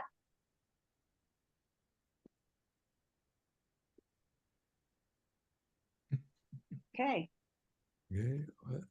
Are there any other comments? Shauna? Here's Pat, I Margie. can answer your question a little better about the medical cards. So it's going to be dependent on your location, and very heavily dependent on, sometimes it's just state, sometimes you also have to look at your specific county. So like for Illinois, there's a website under the Department of Public Health for us that goes over how all the cannabis stuff works. I'm just going to send it so you guys can have an example at least. Okay. But this one even has a listing of some providers. Often you can ask a primary care about, hey, is this provider actually, do they actually prescribe the med card? To get a med card, it's going to also depend on your state and your area. Usually there is a fee associated with it, and you do have to have an appointment with the doctor who is right? one of those providers authorized to give those cards. Okay. I believe that there's listings per state, but I don't quote me on that part. I know Personally, at in least Richmond, here you my can new usually ask. neurologist is a medical certified provider, so she helped me and signed my form and I see. good stuff. So If you're in a recreational state, it also is going to be dependent too. So like here, you can bring just you can bring a med card if you have a med card, and that changes how much you can get and what the taxing and a couple other things are. It's dependent. You cannot usually take it over state lines unless you're going from a state that has the same rules to another state that has the same rules.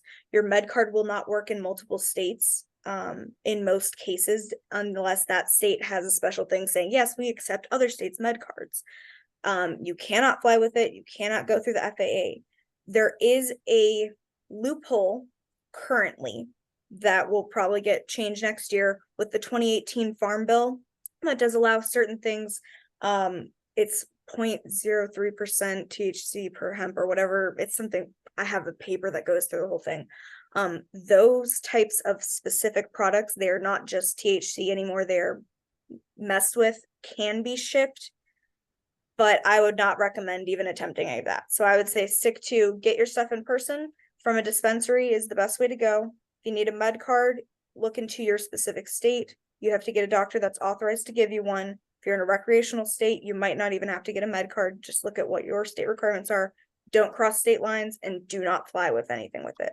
You can take just a battery if you take inhaled, but none of the actual product itself, if that makes sense. It would be no different than taking a phone charger at that point. Gotcha. Thank you. Before we go to Pat for a wrap up, I want to thank everybody for their participation, Shauna and Glenn and Elaine. Oh, yes, ma'am. Go ahead. Your hand.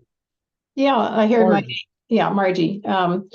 Yes, I've been listening intently, some of it lying on the floor because my back hurts. But I had a question for Rich, I think it was, who said he had a physical therapist who had helped him with issues around L3, L4 and spondylolisthesis. And I have scoliosis and it shows up in my lumbar spine.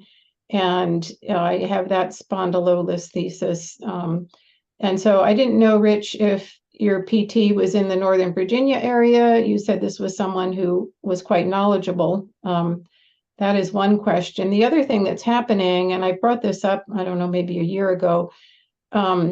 This all started in my feet, and now in the right leg, it's coming up to my leg and over above my knee. And what I was told before is that generally this is bilateral. It would be unusual for it to come up just one side. So I guess I'd like some feedback on that, but particularly, Rich, if your PT is in Northern Virginia. Rich?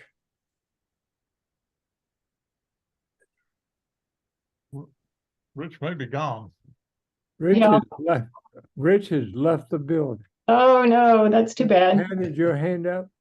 Margie, I have a PT that I would recommend in Northern Virginia. Her name is, I'm not sure of her last name. This is embarrassing. She's at MedStar Georgetown, but located at the St. James. I'll send it to you. Okay. She's excellent. In fact, everyone on that staff I was pleased with, Vicky or any of them, but particularly there, they were more interested in balance. And if that's an issue for you, working hard on fall prevention and such as that. So that was a very positive experience for me, and I can put that in the chat. Yeah, I would appreciate that. I do go for the scoliosis, I see a specialist in scoliosis. It's called the Schroth method, and I do work on balance. But when I heard the L3, L4 and the spondylolisthesis, nobody's addressing that. Nobody can really say, could there be a nerve that's impinged or something like that? So I would love that. Thank you, Pat. Sure. Okay, thank you. Okay, Mike, your hand's up. Just generally speaking, for it to be not bilateral, to be only in one leg, could very well be an important clue for somebody who's trying to diagnose it, because I'm not all that knowledgeable about it, but there are forms for which being on one side would suggest one particular diagnosis. How extensive has been your testing? Well, I've had the oh God, what EMG, is that it? Well, the pins and needles and the nerve conduction and so on. Yes. And they're not, specifically, I haven't had those tests since it has started what I call crawling up one leg and not crawling up the other leg. Both feet are heavily impacted. Oh, both feet. Oh, okay. I just, there are a lot of tests that neurologists do just to check for conditions that historically have been associated with peripheral neuropathy, and the thing is that they might find something that is treatable, where that condition is driving the peripheral neuropathy, and that's what drives neurologists to do all these tests. Mm-hmm. You might luck out. They might find something that's in itself bad, but maybe by fixing it, they can stop the progression. Mm-hmm. Mm-hmm. I did a couple of years ago from this group, I got the name of a neurologist at Georgetown Hospital. I can't remember his name. And I did see him last year, and he was anxious to do these tests again, but I just had them and I didn't, want to go through it again, but, it might be worthwhile. I don't think the nerve conduction test, et cetera, are diagnostic of other conditions that can trigger peripheral neuropathy or drive peripheral neuropathy. Mm-hmm. But there are a lot of tests for other medical conditions. And that's the reason they have this wide variety of tests they do, but not a nerve test per se. Okay. All right. Thanks, Mike.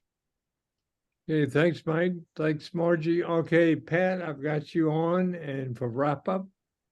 Okay. If Judd if you could bring us to the website, please, the wrap up that we talked about. Yes, let's, oh, sorry. I'm going to go to home. Yes. And we were talking, the page you wanted was the meeting today. Right. So we have So you're past go past. meeting. I'm just putting that in the search engine, and then I'm going, we'll catalog this. Let's see, past meetings. Here we go. We'll make this a little more friendly, but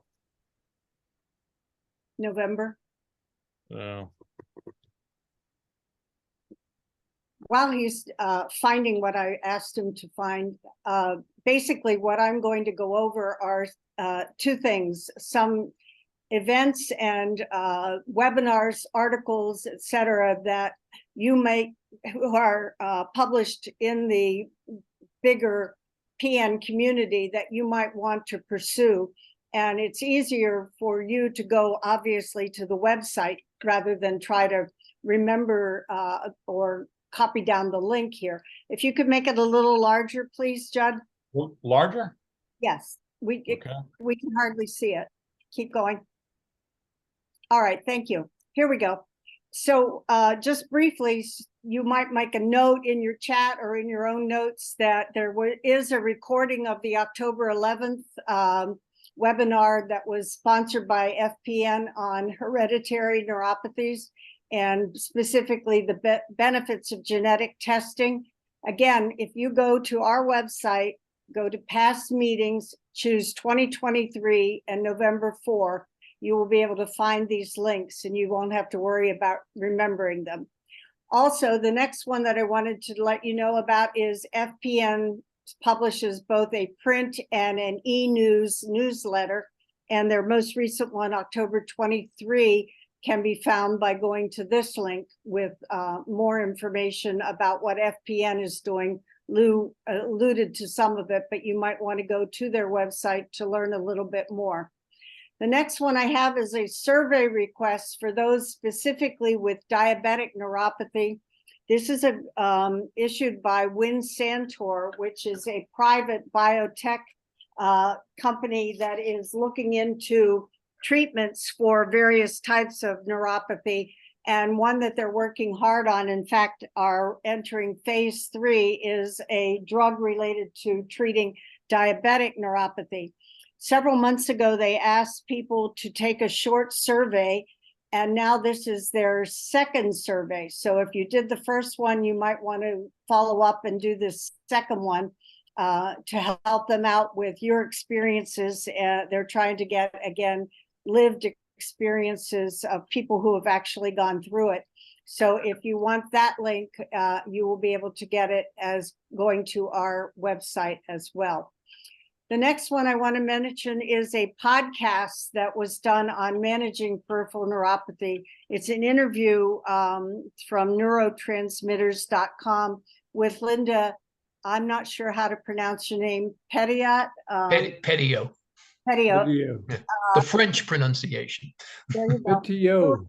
He had the president of the Calgary PN support group. It was a very interesting interview. It also talks about her own personal experience with Charcot-Marie Tooth, if you're interested in that. But it's also a more generalized interview about living with and managing peripheral neuropathy. So that is another link that you can find on our website that could be helpful to you. As far as upcoming meetings, a lot of people tell me they can't, including one person who came today, who find it difficult to come to our Saturday meetings. And so I'm putting out these as alternative support groups that you might want to tap into. The Pittsburgh support group, for example, meets on the third Wednesday of each month at 6:30 p.m. ET, in person there in Pittsburgh, and also via Zoom. If you want to register, you need to contact Bill Wilshire, And his email is on our website right there. The next one that I want to mention is the Bethesda Chevy Chase Maryland group that meets the third Thursday of the month, this time on November 16th at 7 o'clock Eastern time, excuse me, also via Zoom. It is not a hybrid, it's only Zoom. And the third group is the Western Neuropathy Association, and you will be contacting Glenn for the dates and times because I didn't have that available to me when I put this slide together. But Glenn has put it in the chat, I think. Glenn. Yes. Yeah, and the easiest way, you know, I can certainly describe it. We do these on the second Saturday of the month, the third Wednesday of the month. There is also now an autoimmune neuropathy virtual group that Shauna is heavily involved with the third Wednesday evening of the month. And we also do one on the fourth Saturday of the month. But the easiest way, just so you can add it to the slide, Pat, is our website is now completely refigured and seems to work. And all of this is listed at pnhelp.org, as are our webinars and past recordings of webinars and all sorts of other wonderful, fun stuff. So I tell people, anybody who's looking for anything that WNA does, you know, even if you put Western Neuropathy Association into a search bar, you'll get to pnhelp.org and you could look it all over. Okay, I have one question, Glenn. When I was trying, it asked me to log in as a member and then asked me to join and pay the dues. Must you be a member to read the newsletter? As of right now, to read the most immediate newsletter, yes. However, this is an issue that is coming up at the next board meeting, and I bet Shauna's laughing too, because there's been a lot of back and forth about that. But you can get as far as the newsletters go, you can get everything from about 3 months previous and back. And that's actually going back into the early 2000s for free on that site. I noticed that, but I couldn't find the October one. So I had to ask that. And could you please say the time for the second Saturday? Yeah, it's exactly the same time as this one was. It's 2 p.m. Eastern, and it'll be, of course, Eastern Standard Time when it goes off next week. 1 p.m. Central Standard Time, 12 p.m. Mountain Standard Time, and 11 a.m. Pacific Standard Time. And the same for the third Wednesdays? That's a little bit earlier, only to accommodate me, because I generally do that meeting. And that's just 1 hour earlier. So 1 p.m. Eastern, 12 Central, 11 a.m. Mountain, 10 Pacific. The fourth one on the fourth Saturday of the month is the same as this one. Again, 2, 1, 12, and 11. And the one now, at least, you know, if it doesn't get moved this month, Shauna and John Phillips have for the autoimmune neuropathy is on the third Wednesday. And that normally happens at 6 o'clock Eastern, 5 Central, 4 p.m. Mountain, and 3 Pacific. Okay, so that one sort of slightly conflicts with the Pittsburgh meeting, which is at 6:30 on the third Wednesday. Right, yeah. Although I will note that Wednesday meeting, that autoimmune, it's autoimmune CIDP and GBS. That's our primary 3 types. It's mostly focused on IVIG as well. But that one is, you will need to have someone email either John or I, because we have an email list for everybody, and that meeting does sometimes move if we have a bunch of conflicting things. I know our last meeting, we moved it an entire week. We try to accommodate everybody's schedules with it as well. Yeah, it's a small enough meeting that can be done. Daylight savings time, set your clocks back 1 hour. Yes. In fact, at 2 a.m. if you're up, because 2 a.m. becomes 1 a.m. on Sunday. Yeah. All right. Pat, anything else? No, I think that covers everything that I was going to talk about. I just want to remember, motion is lotion, rest is rust, go slow and go low. Go low. That's easy. Yeah. Low weights. If you start lifting weights, you go slow and you go low when you work out. Interesting. But motion is lotion, rest is rust, go slow, go low. And go Commanders? No, go Broncos. Or go Commando, whichever. Go Commando. Okay. All right. Next Thank time you I'm going commando. Thank you, Bill, for moderating, and Judd for organizing our technical or managing our technical aspects. Shauna for being as responsive today as you've been. Welcome back. We appreciate your rejoining the group. And now we will be moving to PNSN. Overtime from 4 to 4:30 for anyone who has a question, or, you know, if they didn't feel they were properly introduced or got some answers. We have overtime. And we are now going into, it's 4 o'clock, we're going into overtime from 4 to 4:30. I Great just to see. like to say, I enjoyed this session. This is Belinda speaking, and I look forward to, coming again. Excellent. Thank you, Thank Belinda. you very much, Belinda. Overtime. Yeah. Who's still here? I put a Dave, little December intro 2nd. music. Love that sunrise, Rich. Sun is still coming up. It'll be coming up earlier on Monday morning, right? Or Sunday morning. That's true. Even tomorrow morning. Yeah, tomorrow morning, Sunday morning. That's right. Of course, then we'll all be eating dinner in the dark, but I mean, we're already pretty close to that up here anyway.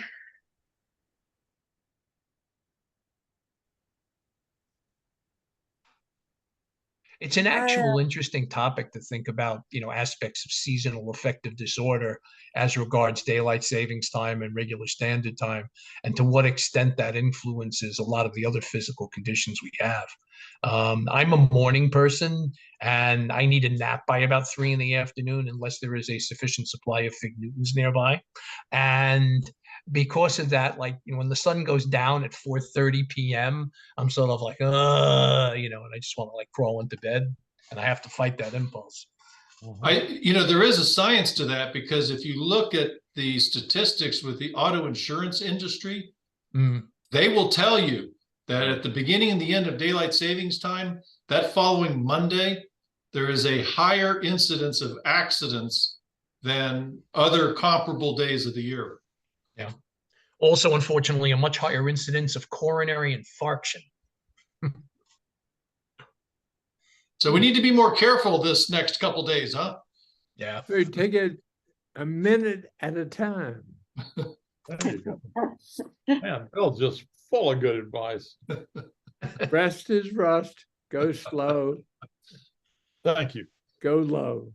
Glenn, I'm glad somebody else isn't afraid to admit they have to take a nap in the afternoons. I'm an early riser too, and about 2 or 3, I need rewinding. Well, that comes when you're over 70. Yeah, I know. I'm ancient. I'll tell you I don't what, have that excuse, because it was always the case for me, even when I was young. Maybe it wasn't as advanced when I was young, but still, I have a slump around 3 p.m, and something needs to be done about it. I think the danger is, I think the nap is good, but for me, it's, I need to set a timer, because, 15, 20 minutes, that's good. An hour, that interferes with the night. It's called a power nap. Yeah, there you go. I used to try to tell that to my boss when he caught me at my desk, but he didn't see it that way. But my son-in-law is a PA here, and he takes a 20-minute power nap, and he said it makes his whole day. So that's a medically researched person. Yeah, I agree. Power nap, 20 minutes. That's it. And if you're at the office, lock your door so nobody catches you. Well, my daughter suffers from narcolepsy, and when I hear of our concerns and complaints and issues, I think of her and Shauna, your situation where you're managing, your medications, one to wake her up and one to let her sleep, and if they get messed up, and fighting every month because it's a controlled drug, and having to argue it with both the insurance company and even her doctors. It's a horrible situation. So I understand what you go through with your multiple chronic issues. Well, now I'm at the point too where we're getting into a whole realm of super funky insurance attempts. There's a supplement the dietitian wants me to try because I've got, mast cell activation syndrome, but I've got a particularly bad case of it. So I react to everything. I just had an EEG and reacted to the adhesive.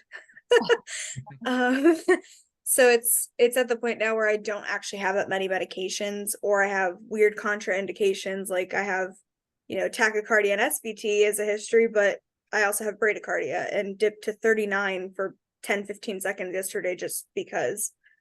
So it's the realities of where I'm at, I guess. But compounding pharmacies, don't envy wanting to deal with them. I'm still trying. Really? Yep. Yes, it's a mess. Yeah, but Shauna is endlessly fascinating to me because, because I'm a big nerd looking up conditions, and technically Shauna is like a bumblebee. She should not exist. Yeah. So, well, I could never even catch the conditions that you're talking about. So, well, Shauna, I'm glad you're here. I'm glad you exist, and it's good to have you on the meeting today. Appreciate it. Really I'm glad to be back. It's we've got a particularly bad set of recent diagnoses and things. So yeah, as Glenn is aware, I'm trying to find a rheumatologist who will actually treat the rare things. The last one, which there's more to this too, which I think you're gonna laugh at even more, Glenn. So I got a 4 out of 9 on the Baton scale this last time, which is the EDS scale. And it's because she did test most of my hypermobility my way. Now, a normal hypermobile person is like up and down, back and forth things. Yeah. Mine are rotational. So my hips over rotate, or the bone over rotates. This morning, I had a dislocation like normal. But we didn't test my spine the right way because, normally you bend over and you have your hands on the ground, and mine is the other direction. I like Superman real bad.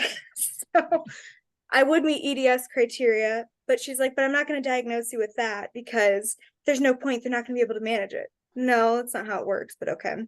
And she's like, well, there is a chance that you have seronegative lupus, but that's, 0.1% of people. And it's like, oh no, it's not.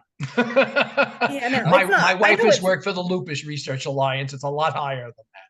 yeah, my research has blatantly contraindicated that over and over. And so she's like, so we're re-diagnosing you with fibromyalgia. Well, if you look at how fibromyalgia and lupus pain are, they're not the same. No. All my stuff meets lupus. All of the complication that I get, super rare, but more common with lupus. And it's like, so I'm at the point now where none of the other specialties are really treating anything because they can't. Cardiologist is out of her depth. We're going to see the POTS specialist because it's either severe POTS with lupus causing the bradycardia, or I have cardiac autonomic neuropathy. So that's fun. Neurology's trying to treat, seizures. I developed a ton of those more recently. So it's just a mess of throwing things at the wall, seeing what sticks. But yeah, I have nothing effective for pain relief technically. And now I pass out from sheer pain. So it's a fun game over here. I still don't see how, given the seizure history you have, they're not more into testing for some of the other lupus-related autoimmune conditions that have central nervous as well as peripheral nervous system manifestations. Because obviously, Sjogren's is one of them, and Behçet's is another, and even something like giant cell arteritis. Yeah. They've even shown with NEDS. antiphospholipid syndrome, which I'm right there. I mean, I'm 28 and 30s positive. Like it's, I have the IgG that's positive, which shows then I qualify for an MGUS even, but she won't even go with that. I have more serious diagnoses that could be given. This is the same issue out here. Nobody can take their head out of there. Is the idea in the end, though, that they are saying that it doesn't matter what the diagnosis is because they have no effective treatment and they're just going to treat symptomatically? Because I think it would make a difference if you were diagnosed with lupus versus EDS from the standpoint of, immunosuppressive type of stuff. Well, and her theory is that, well, if you don't have lupus, I don't want to take that risk because do you understand how serious hydroxychloroquine is? And she starts trying, you can get severe blindness. It's like, cool. And in my head, I'm going, yeah, and I've subluxed my C3 vertebrae, and I know that's a risk of death and paralysis too. It's a blatant disregard. And then she marked that I'm histrionic basically at the end, because doing the Baton scale test caused my POTS to cause me to cry a little bit. After I'd also asked her, hey, what do we call this? What do we name this? How do I proceed from here? So 30 minutes of that. Have you And been? I, of course, went off because I've experienced this with other people I've known over time. And I said, like, that's just horribly sexist on the face of it. Sexist, ageist, pick your pick. What if we could pause a minute? I put a note in the chat, but I experimented today. You can have up to 49 separate participants in a meeting. You can actually see all of them. So even though we asked 25 participants, we were up to 26, I think, 26 or 27. It just makes the images a little smaller, so it'll fit more images on the screen. It made it possible to, if we had more people raising their hand, you can see a lot more people. Yeah. It's never. Apparently that's something new. I used that 2 years ago with Zoom when we had a large group. We had, they were really small. I thought, but small. Still visible. I mean, Yeah. we used it. But I like to see people's reactions. It's not beneficial to have a bunch of images on the screen if you can't tell who's laughing at you. Point is that somebody might be having a reaction, but if they're on a second screen, you can't see that. Whereas if you can, if you can see something, you can see that there's movement, and I think it's better to have small images, but have all of them. Yeah. And do you have to do that in setup, Mike, or does it automatically do it when it reaches the? If you don't have that many people, you have bigger images. Right. And it just makes it smaller and smaller. But in setup for your app, you can say it can be a maximum of 25 or a maximum of 49. Gotcha. And have those two options. And I for the first time I set it to 49, and I saw it get a little smaller. Yeah. So the images right now, we have one. What is it? The time size we have, and all the images are bigger. If we went to, more people, all the images would get smaller. Right. And I like to be able to see how people are reacting, especially since they talk too much, and I want to see what Bill's face says when I say something borderline stupid. The trick, of course, is that you have, like, when people raise their hands with the tool, it kicks them up to the upper left-hand corner of your screen anyway. The problem is a lot of people don't know how to do that, so they're raising their hand like this, and you don't see them on the 25 setting. That's part of the trick. Right. Although usually I feel like even in our meetings, even in the biggest ones that we've had, we don't even have, 25 faces up most of the time. So we don't get to that second screen. And if it is, then it's okay. Every once in a while, I got to tab over or hold on to that screen a little longer or whatnot.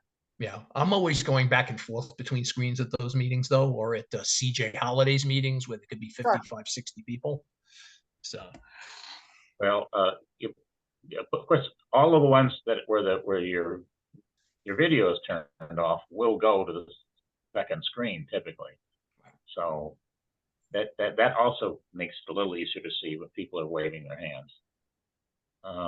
But I just thought it was interesting because I'd never played with it before. Okay. Is that it? Might be. All looking forward, of course, to the meeting. It was funny that Lou left early because I wanted to send them a little message about, like, we still got to have a talk with him. But since we're having that talk on the 20th with the Foundation for Peripheral Neuropathy, the little summit of support group leaders. It could be very, very interesting to see Will be how they interesting. want to handle that going forward, and are they going to hire somebody new? Yeah, he alluded to the most recent changes and what they were doing, but he didn't mention support groups. Which I don't think he has a lot of input about. I mean, they keep Lou around, I think, primarily as a fundraiser and liaison, and a lot of the other people on their board of directors as medical expertise. So it's fundamentally different than your board or our board. Right. Well, casually mentioned the neuropathy research registry, but didn't go into that at all after he mentioned about NIH. So, well, we're going to take it on, Glenn, anyway, after. Yeah. Well, and anybody else you want to bring in, obviously. Well, there were a few of them there I haven't met yet. Yeah, I wrote to you with additions that we would want. So I need to bail. Twice sprained her hamstring, and so I'm kind of on call to help, because walking around is very hard for her. But anyway, so it was nice to see everybody. Take care. Okay. Bye-bye. Take care, Mike. Thanks, Mike. I'm going to go also. Yeah. We could probably end it, I imagine, right? Unless anybody's got anything else to throw in. Let's end it, and remember, start to eat, finish your Halloween candy, and 6 o'clock back. Definitely not. Bill. And all right. Hey, Glenn, can you forward me that? I'll see you next FPN month. quarterly? Good to see y'all, Rich. What was that? Hold on a second. What do you want me to forward you, Shauna? Can you forward me the FPN group leaders meeting invite, because I'm not on it? Yeah, absolutely. Okay, absolutely. And Rich will be getting back in touch with you about leading a second panel in 24. All right. Yeah, what about that, Rich? Yeah, I'm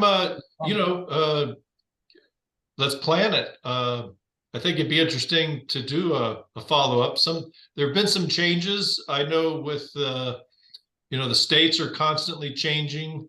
Right. We're going to be going up to Rhode Island in a week and a half. And so I'm curious I'm going to check, it's on my list to check what the laws are up there, because that was something, again, Phil Roach commented on, and others, you talk about the federal laws haven't kept up with the state laws. So you want to be sure, that you're in compliance with all of that. But I do know, I've done some research, because we go down to South Carolina. They're not quite there yet, but South Carolina has been making progress on the medicinal use. I think they're also concerned that as soon as medicinal is allowed, then the next step is going to be recreational. I don't know, but it's politics, but I think there's been an evolution in it. And I just think it's a matter of time. So it would be good. Bottom line, I think it would be good to get an update on that. Right. We will revisit. Especially, I think hearing from our members, and to do another panel like that and to get their personal experiences, because I think that's far more applicable. I think, as Judd, you said earlier about we're more into the lifestyle than we are into the research. Yeah. Mm-hmm. Hey, Rich, be careful if you are driving that way, because I know when I was out in New Hampshire area that they're not legal yet, but like some of the ways through there are, so you got to be real careful with how you have your product.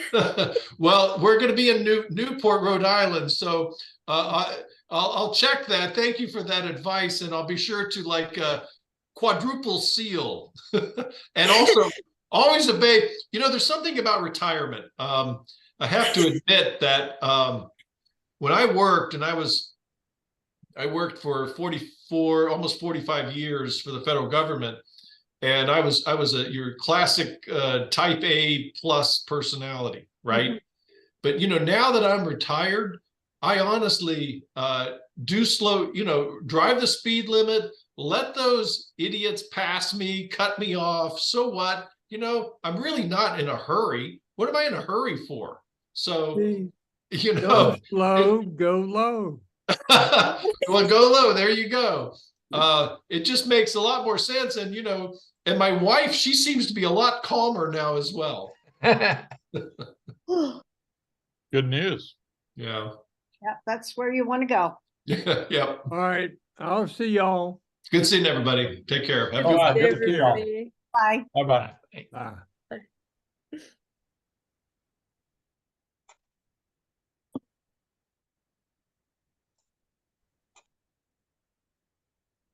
Oh, well, I think it went well. All things too. considered, it came through. You came through. Everything worked. Yay. Well, yeah, I'm a little slow sometimes, but Well, we got it. yeah. I You, think people really